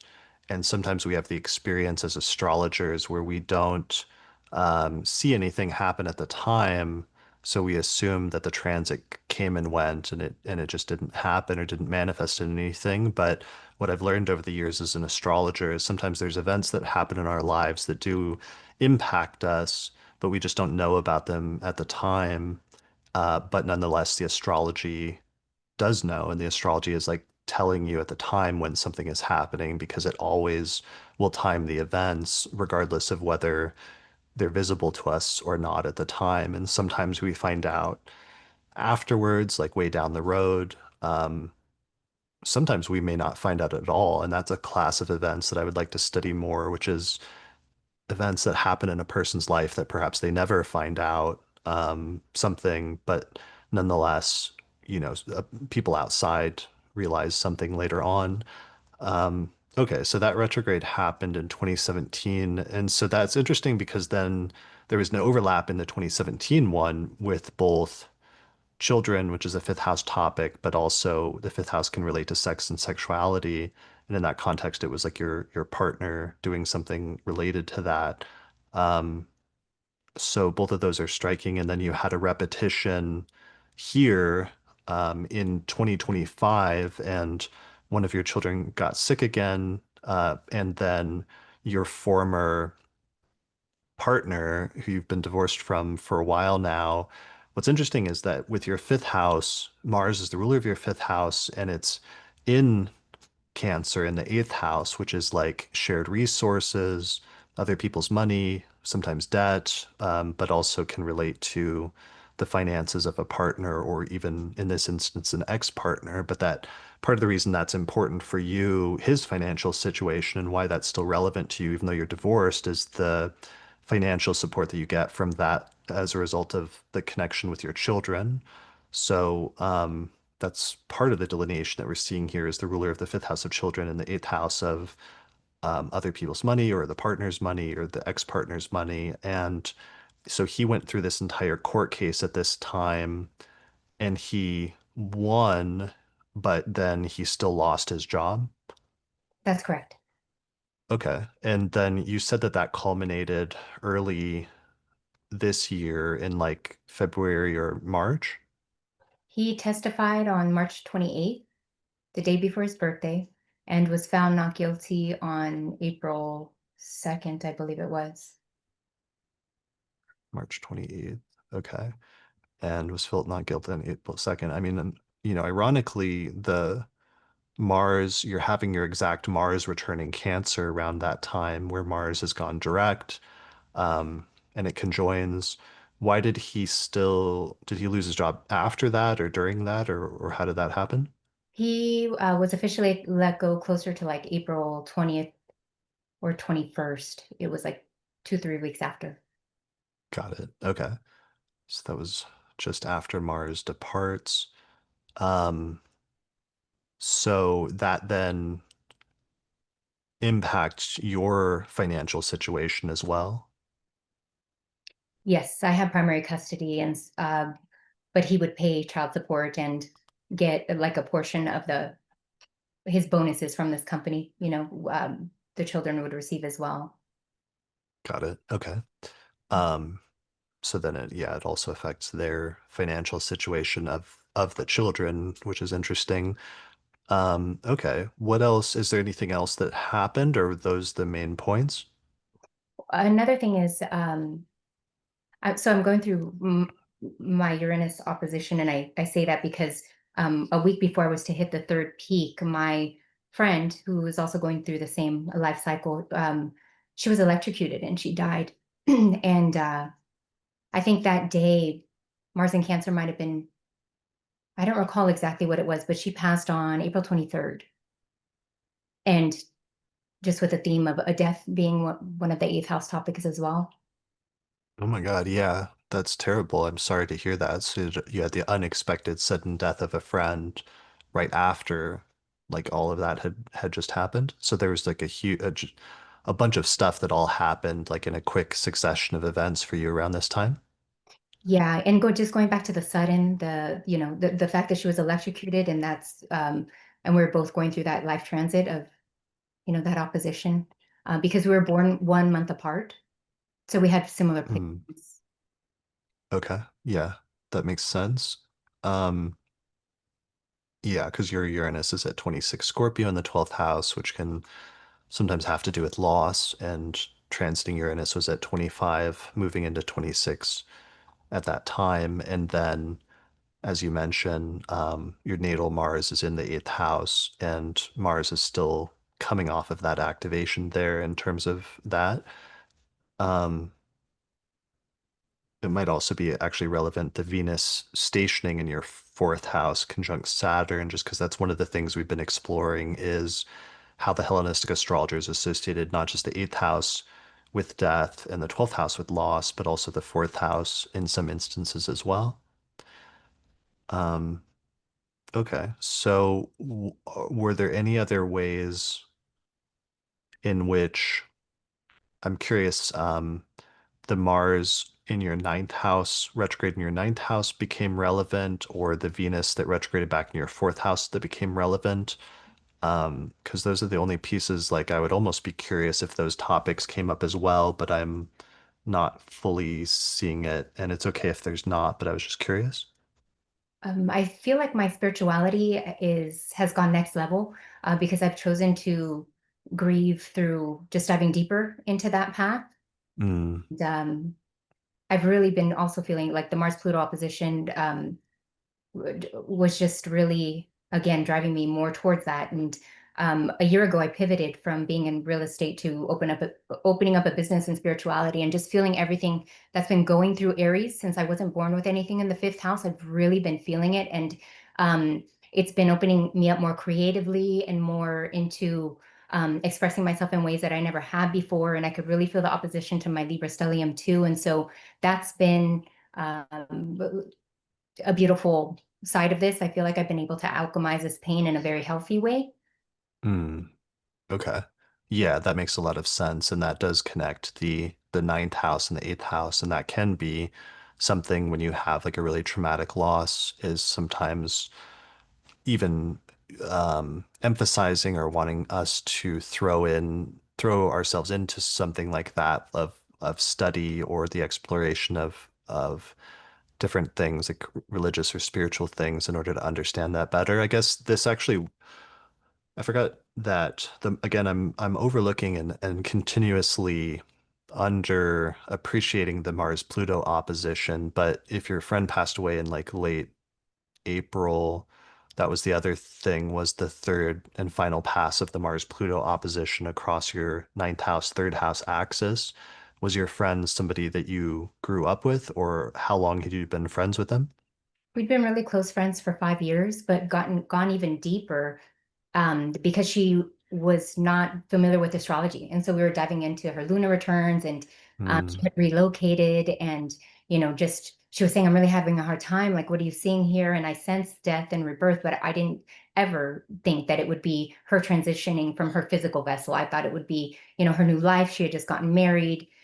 So we were connecting really regularly again to go through these transits in real time because I find it so fascinating and so accurate. You can't make up the way that it's just so precisely unfolds. Um, yeah, so that I really, and also she died on April 23rd, but she was in Ghana at the time, and I didn't learn about her death until April 26th, 23 minutes before the opposition went exact. So, I mean, Oh, again, wow. one of those things that you can't make up. And then with regards to what you asked her, Yeah. She was traveling when she died, or what was she doing in Ghana? well, she relocated. So she had gotten married, and that's where her ancestors are from. And she just wanted to connect more so with her lineage. And she had met her husband there. She'd been there previously, but she felt that she was being called to relocate there from the US. And so she did so. She relocated there February 23rd. So she was there all of 2 months, and was having difficulty with her power, and uh, um, basically it was her generator that ended up electrocuting her. Okay, so that's the connection with the 9th house, and that's how the 9th house and the 8th house are being connected with this particular Mars retrograde with you, is it's connecting that a friend relocated and moved to a foreign country, and then on the Mars-Pluto opposition, she passed away. And this connects back to something I talked about in the third house episode when I did my deep dive into the third house last year. And one of the things we saw is how the third house has a close connection with friendship, just as much as the 11th house does in some instances. And that I think is part of what was being activated there in terms of the Mars-Pluto opposition is this tension between Mars and like the ninth house of foreign countries and just coming off of its transit through your eighth, and Pluto transiting your third house of friends, and having this really tragic loss of a friend at this time that you find out about at the exact Mars-Pluto opposition. Correct. Wow. Okay. Um, that's pretty That's really tough. I'm sorry to hear that, and I hope you're okay and have been processing that okay. So you've been throwing yourself into your studies and things like that since then, since late April? Since even before that, yeah, because like even for example, when Mars and Pluto first opposed one another, I was in Mexico on a retreat. I've been with regards to a Venus transiting in through Pisces, I have felt called to explore my Mayan roots more so than ever before and connect with my ancestors, and that's really been a part of expanding my spirituality. And Mm. so I was actually in Mexico in November when that opposition um, first went exact. And so that's been very helpful as well to just, it's been like nourishing, like soothing balm to my soul to connect in a way that I never had before. And I think because I wasn't born with any planets in the fourth, I felt that Pisces stellium like never before in my lifetime. Right. And you would have had the first eclipse sort of set things off in September, and opening up a window for that, as well as the Saturn transit through your fourth house. And then during the early part of this year, the Venus retrograde and the Mars, or also Mercury retrograde, in your fourth house as well, so that you're dealing with a lot of fourth house topics, which the fourth house, as we learned when I did the fourth house deep dive, is much more complex than we tend to give it credit for in modern times, where we tend to just associate with like parents or your home. But it can also be your roots and like your origins, which can include your ancestral origins. It can be things involving like the finality or the end of life and death, and dealing with things related to that, to death and mortality. But the fourth in Vedic Valens in the second century, he also talks about it being connected with mystical matters and spirituality and esoteric studies, because it's the most hidden part of the chart. And that's fundamentally what esoteric means, is the things that are hidden, that are sort of operating behind the visible world in some sense. So it's interesting that a lot of those fourth house activations, including the Venus retrograde, have activated a lot of that for you. Yes. Great. All right. So now we are at the end of it, and Mars is getting ready to depart from your ninth, and Venus has just departed from your fifth. Were there any other things related to like children or things like that that came up with the fifth house retrograde, in terms of this one? What's interesting is one sun is a Sagittarius rising as am I, just a couple degrees away from me. The other's a Gemini rising. So I do feel like they are entering a new chapter. Um, and I've been feeling their fire Hmm. in a different way, like never before. But this learning from you and this community is priceless. I can't tell you how amazing it is to be able to bring some sanity into our world just by being able to see what is going on, what is coming up, and just to I don't know, prepare. I don't know if that's the correct term, but yeah, I can still feel and see that there's a lot to come. The examples that I provided is just a little like taste of what we've essentially gone through. Um, but yeah, this has been so helpful. So I just wanted to make sure to express that to you. Good. I'm glad to hear that. Thank you. I really appreciate it.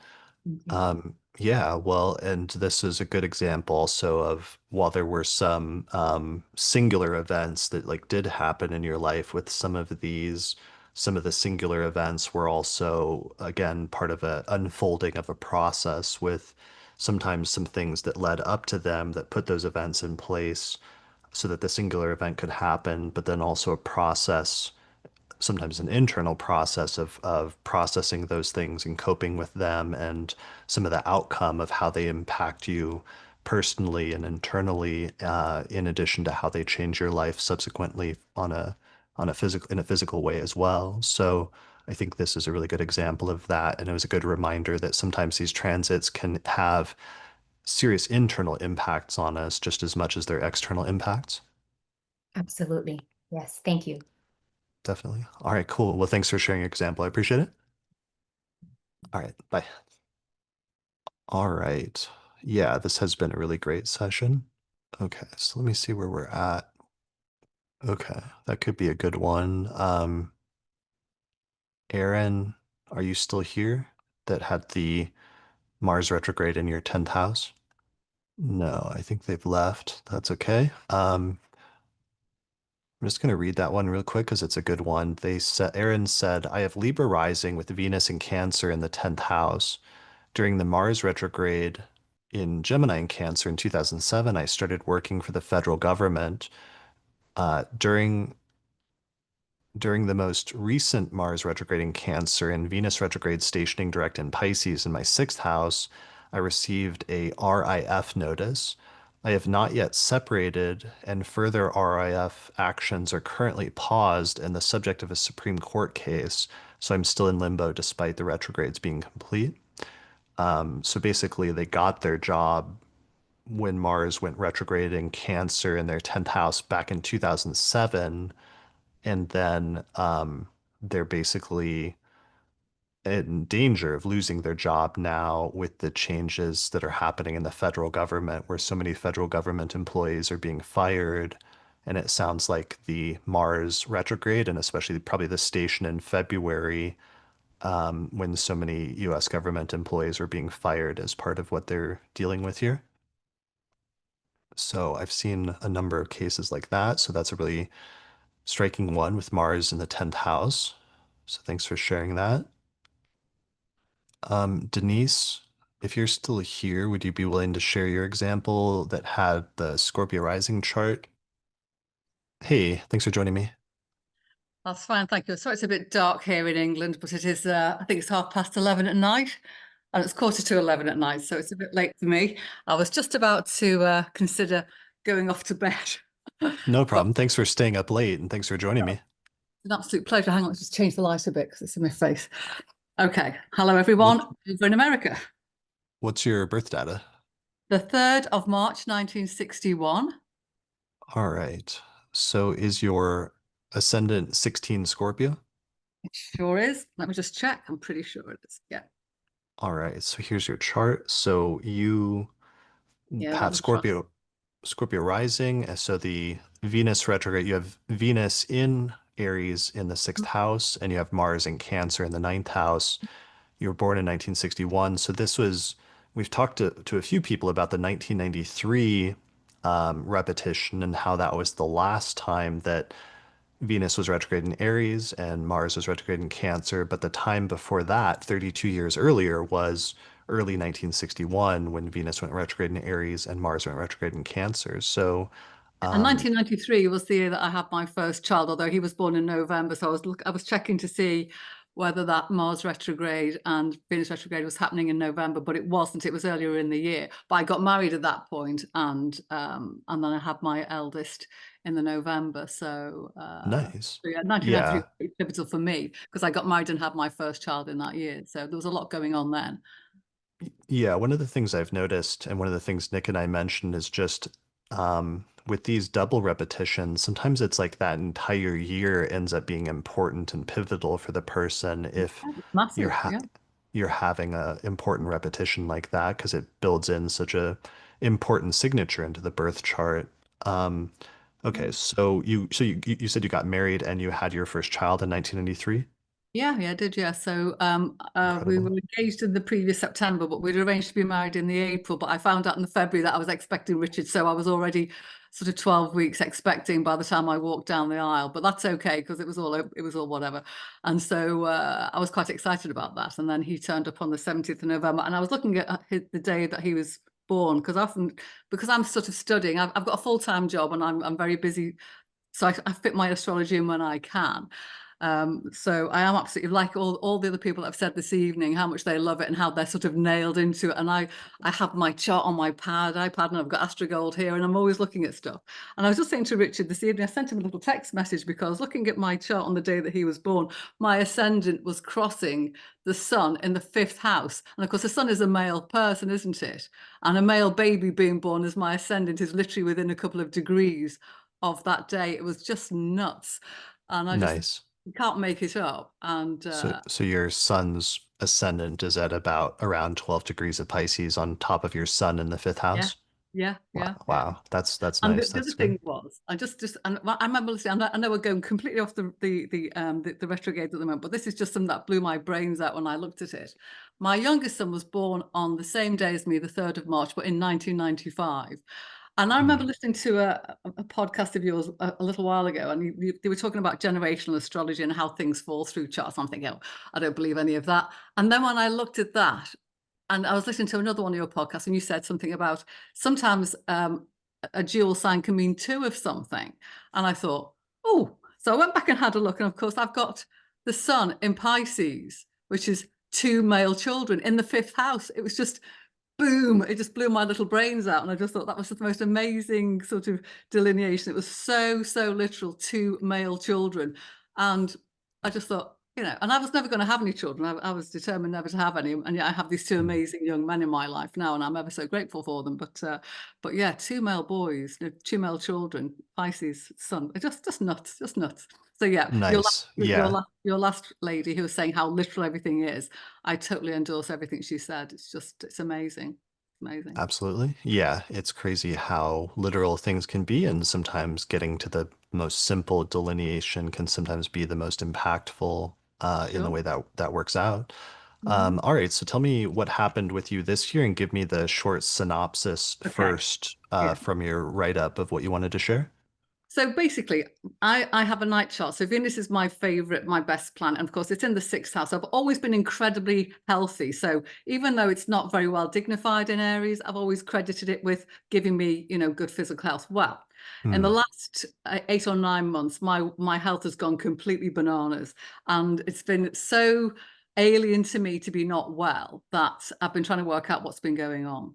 So I haven't felt well for a while. Then September, I started to feel really poorly, and I've got my son and my best friend saying, "You need to go to the doctor. You need to go to the doctor." So finally, I became very ill, and I ended up going to the hospital in the November. But I'd already been quite poorly in the September, and then they think there's something going on, and then it's taken them ages, and I've been admitted 2 or 3 times, once in February, once in March, and then I had an emergency admission at the end of May, when they finally decided I needed surgery. And that just only came to me a few minutes ago, because of course Mars is the planet that is related to surgeons, isn't it? Because it's cutting. So Right. so it was only on the 31st of May that I finally got a date for my surgery, which is going to be the 17th of July. So Okay. so So things are moving pace. Yeah. did they figure out then what's wrong finally? Was that the outcome of all of the retrogrades? Is that there was a lot of mysteriousness in terms of why you were ill and them not figuring it out at first? No, it wasn't that. It was to do with the fact that they knew what it was almost immediately in the November, but they didn't believe that I was a serious enough case.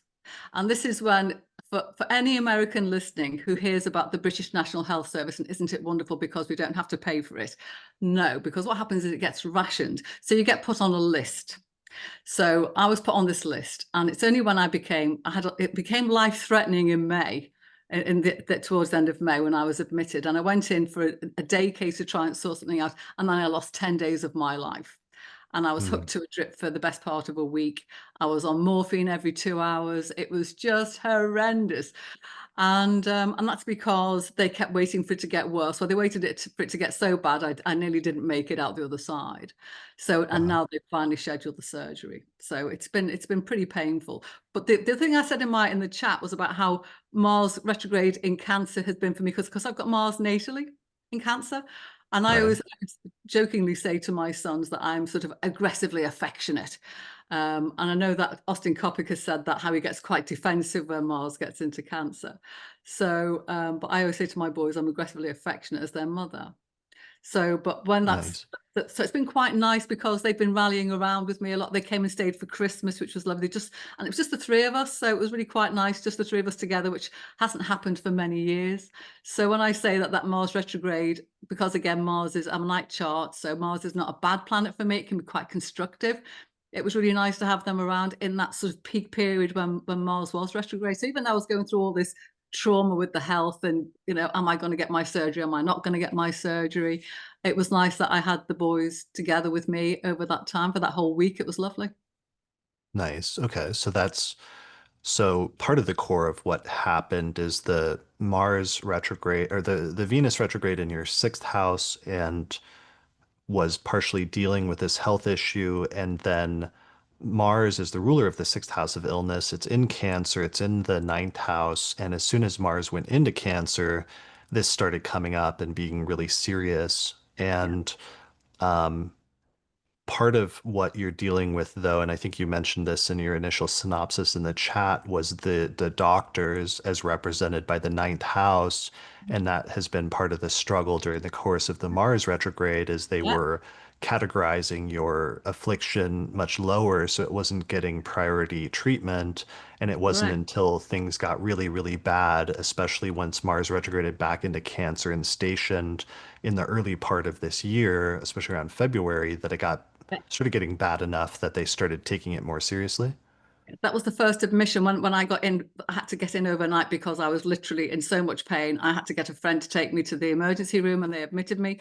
So I stayed overnight then, and then it was at that point that they gave me morphine to take home. And I'm thinking, why are you sending me home with morphine? Just do the surgery. We can all get on Right. with our lives. But then when they sort of planned in for there had to be a small procedure before they could do the surgery, and the small procedure was at the end of May, as I say, and that just blew everything up, because once they got in there and had just started to do the small procedure before they did the big procedure, everything just went boom.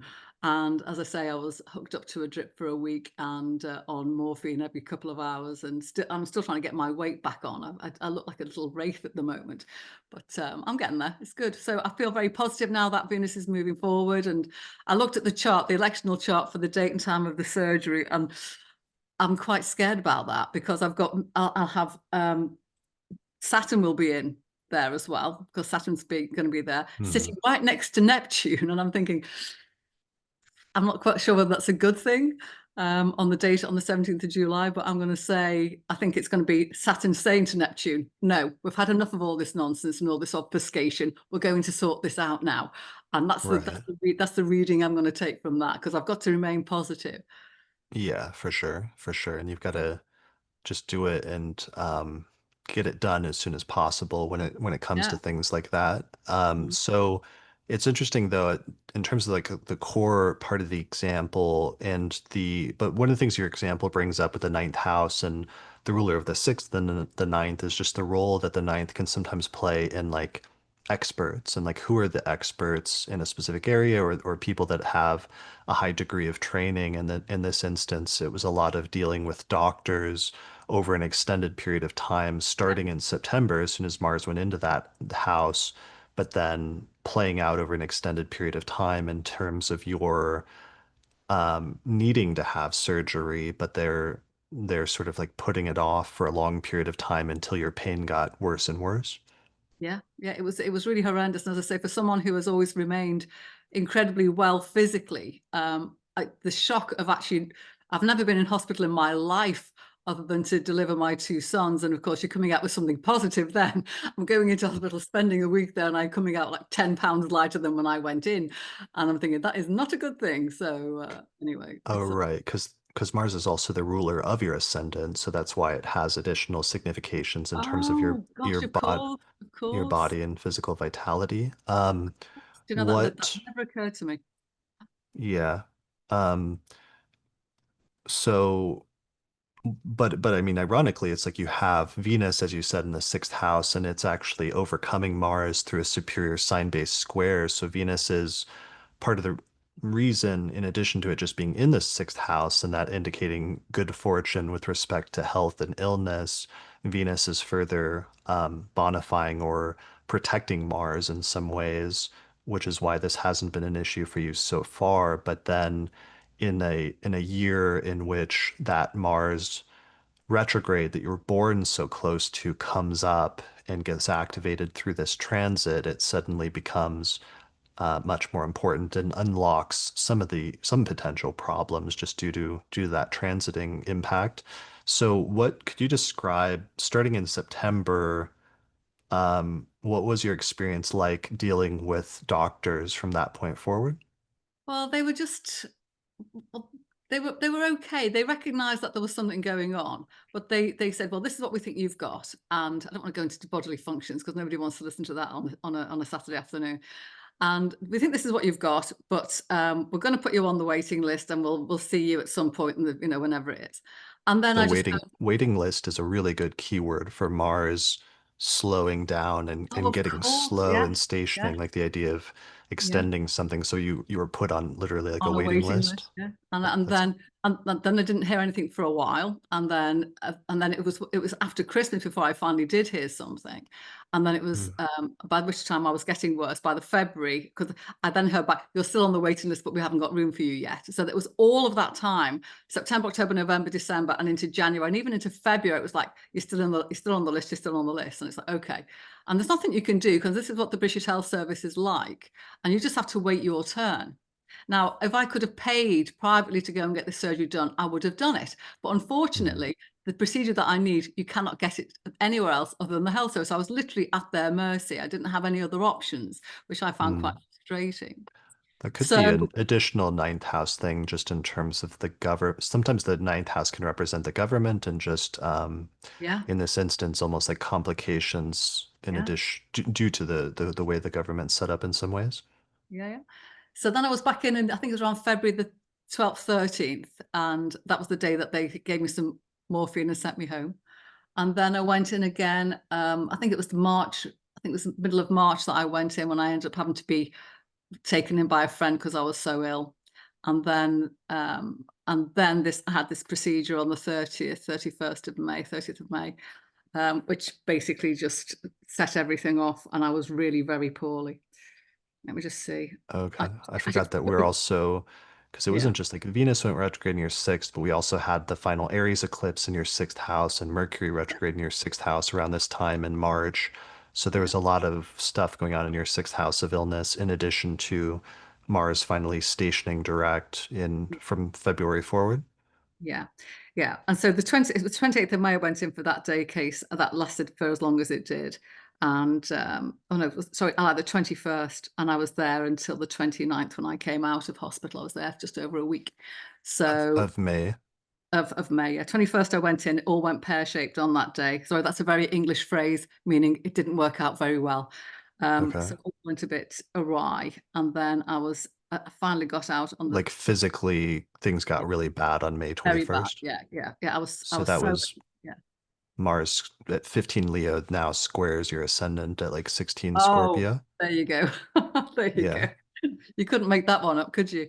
So yeah, yeah. So it goes really bad. So then you're forced to go in for surgery at that point. Yeah, yeah. Well, no, they basically they couldn't do anything. Well, they went in. I went in for this small bit of surgery, which was just basically endoscopic. So they're sending the tube down. They're just going to go and remove a blockage, and that should have just been in and out, and that should have been out the next day. As it was, Hmm.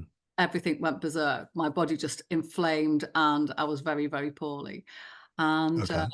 And then, so the surgery is now booked for the 17th of July. But I've got to have a repeat of the procedure that I should have had. I've got to have a repeat of the procedure on the 21st. I had on the 21st. I've got to have that on the 30th of June. So that's a repeat of what I had then, and that's 30th of June, and that's booked for 1 o'clock. So that's exactly the same procedure, the endoscopic procedure, and then the main surgery on the 17th of July. So I've got to go through the whole thing again. I'm not feeling happy about it, but it's got to be done. So I'm remaining positive. It's going to be fine. Yeah. Yeah, well, it's good that things are moving forward again, because it seems Yeah. like one of the things you're experiencing that comes up with retrogrades, and this is something we commonly talk about with Mercury retrogrades, but it can also apply to Mars retrogrades and Venus retrogrades as well, as the symbolism of the planet like slowing down or sometimes retracing its steps can indicate delays, as well as having to do things over again or do it more than once. So having to have essentially the same surgery or procedure Here we over go. Yeah, again. for sure. Yeah. Yeah, but it's good at least that, you are at towards the later phases of this process, rather than imagine where you were at like at the beginning of September when Mars first went into Cancer and all of this began, and just the whole series and jumble of different appointments and delays and pain and all that other stuff that you'd been going through at this point. It's good now that you're getting towards the end of that, and we'll be able to do those operations soon, and then hopefully finally emerge from this and move forward completely. Yeah, I feel very confident that things are going to be fine. And I see that everyone's been saying in the chat, wishing me well. So if you guys have all got my back, I know I'm going to be fine. Absolutely, absolutely.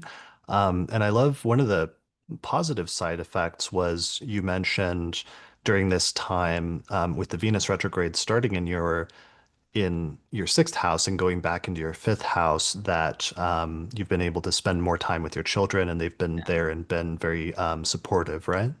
Yeah, they have. My youngest has moved back in for a little while. He's studying. He's doing his write up for his PhD.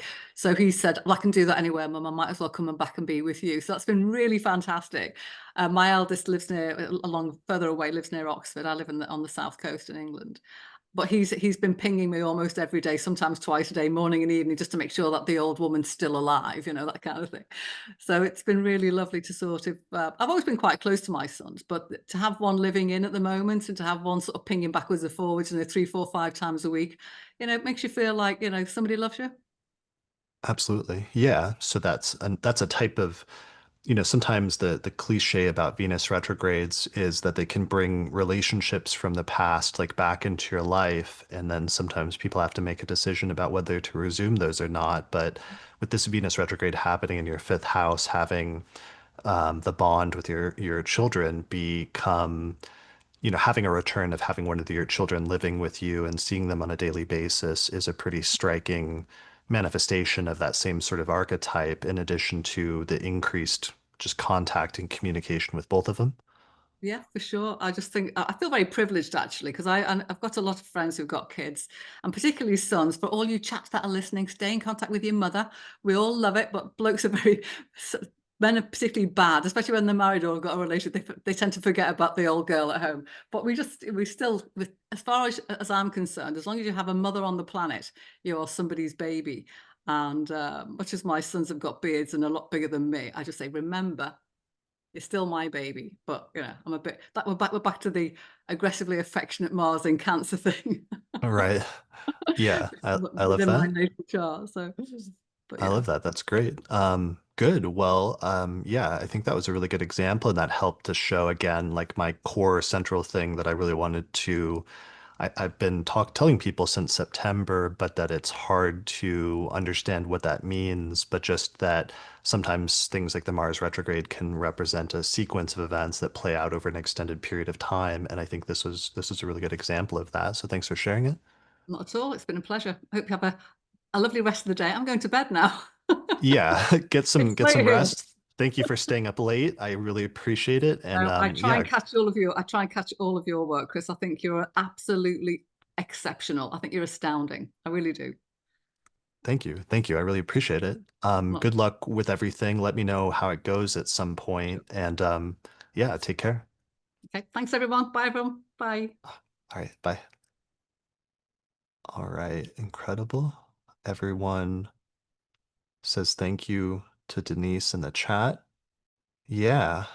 Um, yeah, so that was a really amazing example. Again, so that showed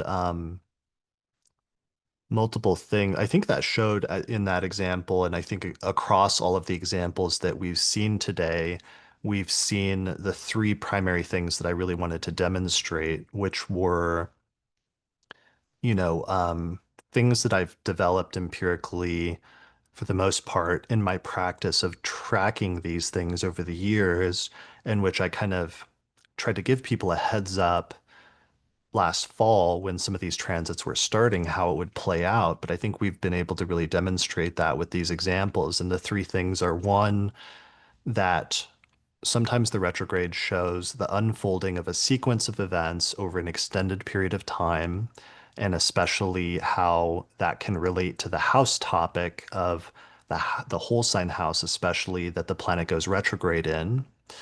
Um, Two, that sometimes a retrograde just stays in one sign or one house, in which case it's really concentrated on that house topic. But in some instances, like with this set of retrogrades with both Venus and Mars this year, the retrograde crossed over two whole sign houses. And as a result of that, it will sometimes connect two topics across both whole sign houses, and that can manifest.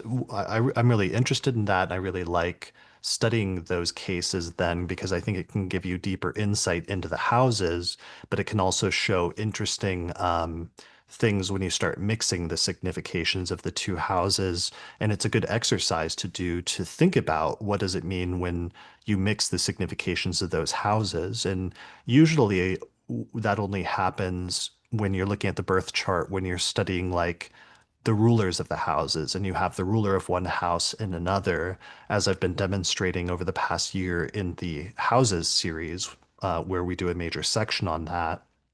But what I've become fascinated by, because this is something I've just been developing in the past few years through studying retrogrades, is how sometimes a retrograde that crosses the boundary between two houses can connect those topics.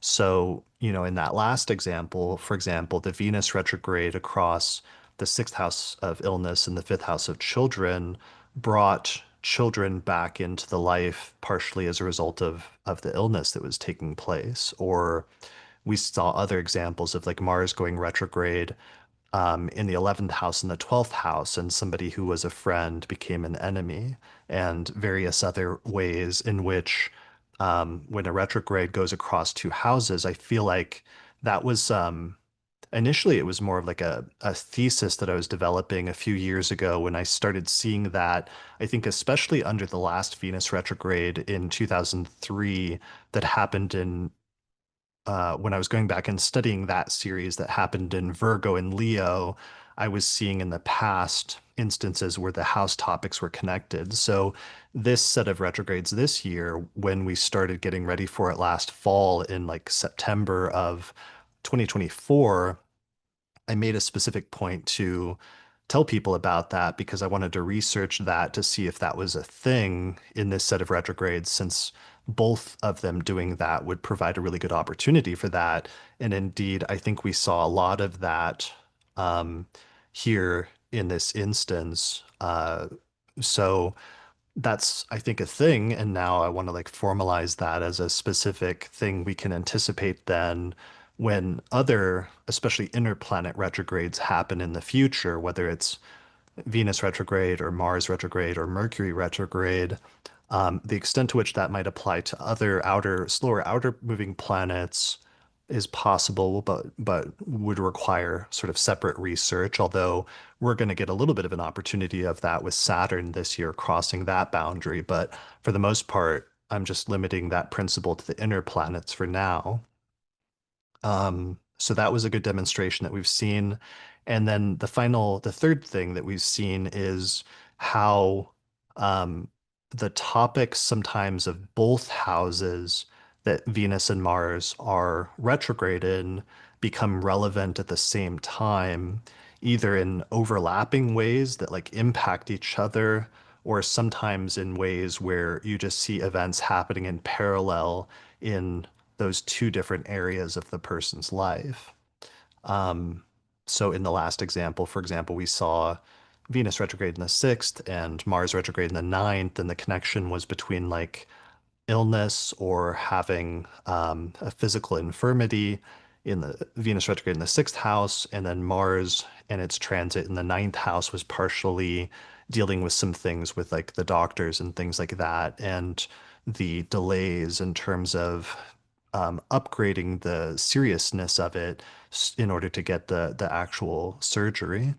But I think we saw some other examples as well in terms of that also, although having trouble remembering them at the moment. All right, so I think then that we've done it and we've demonstrated those three primary things, both that I wanted to demonstrate today, but also that I set up as research projects last fall when these retrogrades were beginning.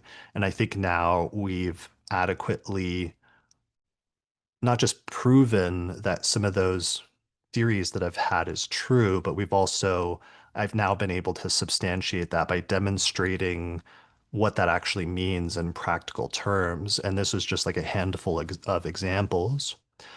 Um, so yeah, I'm actually really excited about that. I'm really glad that we could do this sort of research and have these sorts of discussions, both today with patrons of the astrology podcast that, support my ongoing research into these things, as well as with students of my Hellenistic astrology course that study with me and study my approach to natal astrology. And it was nice having sort of representatives from both groups that study and follow my work in different ways. But every single person here today, I appreciated how good at like astrology people are and how brilliant the insight that each person had in terms of reflections on their own chart and the events and how they played out, because that really helped in terms of being able to talk about this stuff and research it together as a community and as a group. So thank you to each person that shared their story. I know we were only able to get through a handful of these today in this like 3 hours, and I would love to keep talking with everybody more, but I think that's good for this um, particular workshop. But if people have other stories they want to share, I would love if once I post the final version of this on YouTube, if people would post those in the YouTube comments, because I'm sure there's lots of other different stories from people that I'd love to hear about, to hear different variations of different houses and things like that. Um, I think this about wraps up my whole treatment, where obviously I've been doing like a ton of episodes over the past, especially 6 months, on Venus and Mars retrograde periods and different facets of those, and really drilling into this. And I hope it's clear now in retrospect why I've been doing that so much, because I think there's so much interesting nuances and details and things that we can learn from these periods when they happen. And I especially this time wanted to use the opportunity of these two retrogrades to do a lot of research and to learn as much as we could about how those planets work and how those retrogrades work. And I think we've made a lot of progress over the course of the past 6 to 9 months in terms of understanding some of these things better. And I hope that astrologers can take some of these principles and sort of like formalize them and apply that in the future to either making predictions or to working with clients or to even just working with your own personal chart and anticipating and understanding the unfolding of things as they're happening, and especially the unfolding of fate, which I believe is part of what we're seeing and what we're studying when we look at these things, is this unfolding of like a sequence of events in our lives, and the different scenarios surrounding them, or the different pieces surrounding them.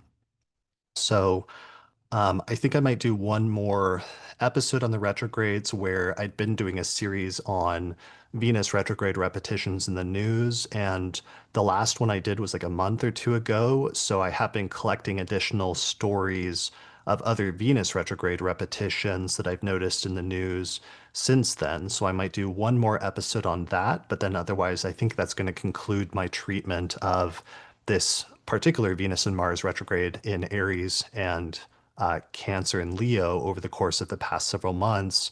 And yeah, I hope people learned a lot from it. And I appreciate everyone who shared stories and submitted things because I know I've learned a lot as an astrologer, and I hope everyone else has as well in terms of the audience.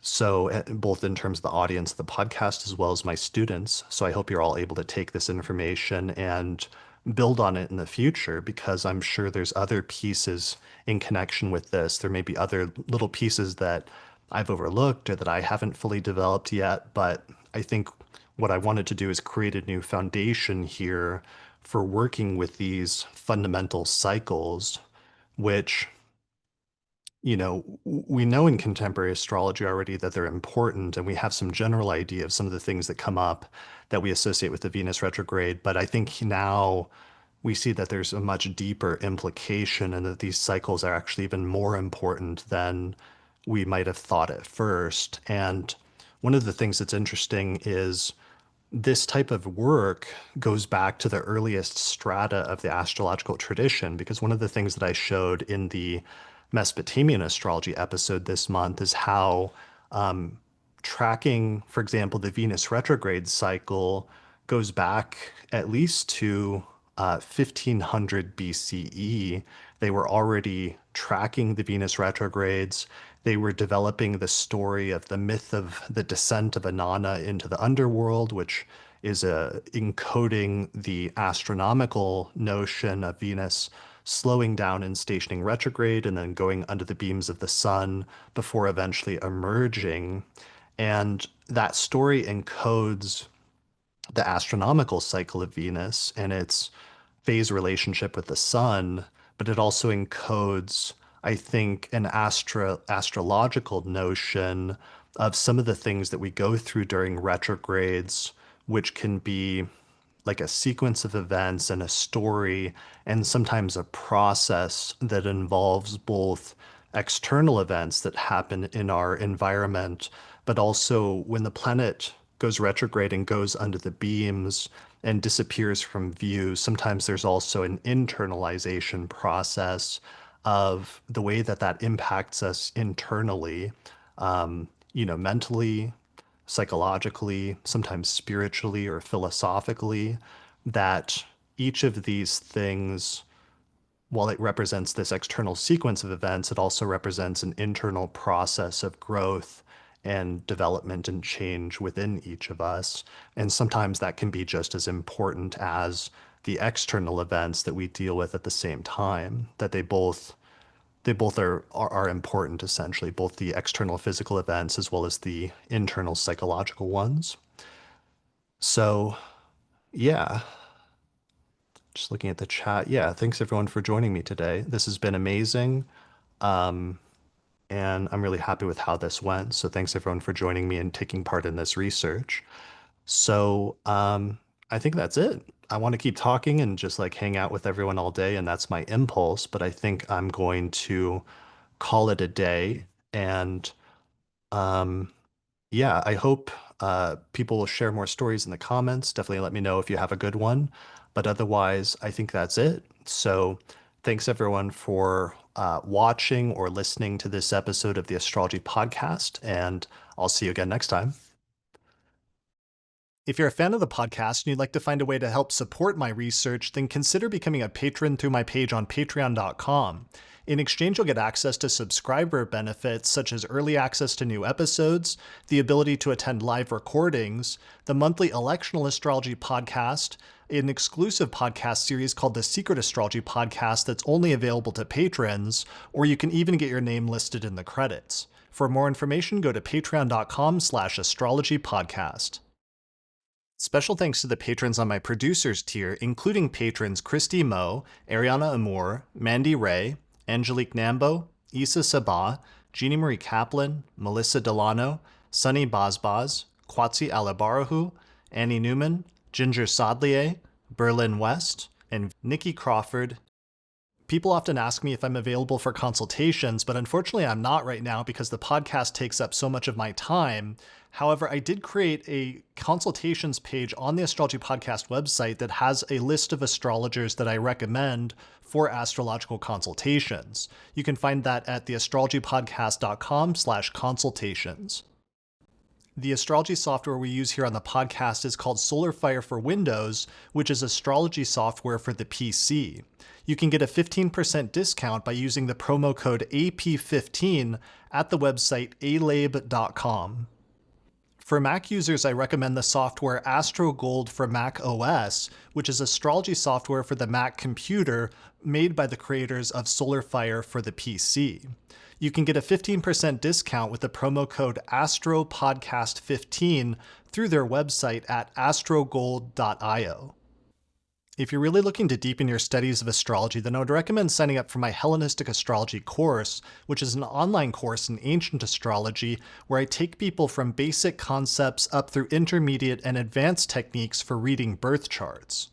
There's over 100 hours of video lectures, plus monthly webinars and Q&A sessions, and then at the end of the course you get a certificate of completion saying that you studied with me if you pass the final written test. Find out more information at theastrologyschool.com.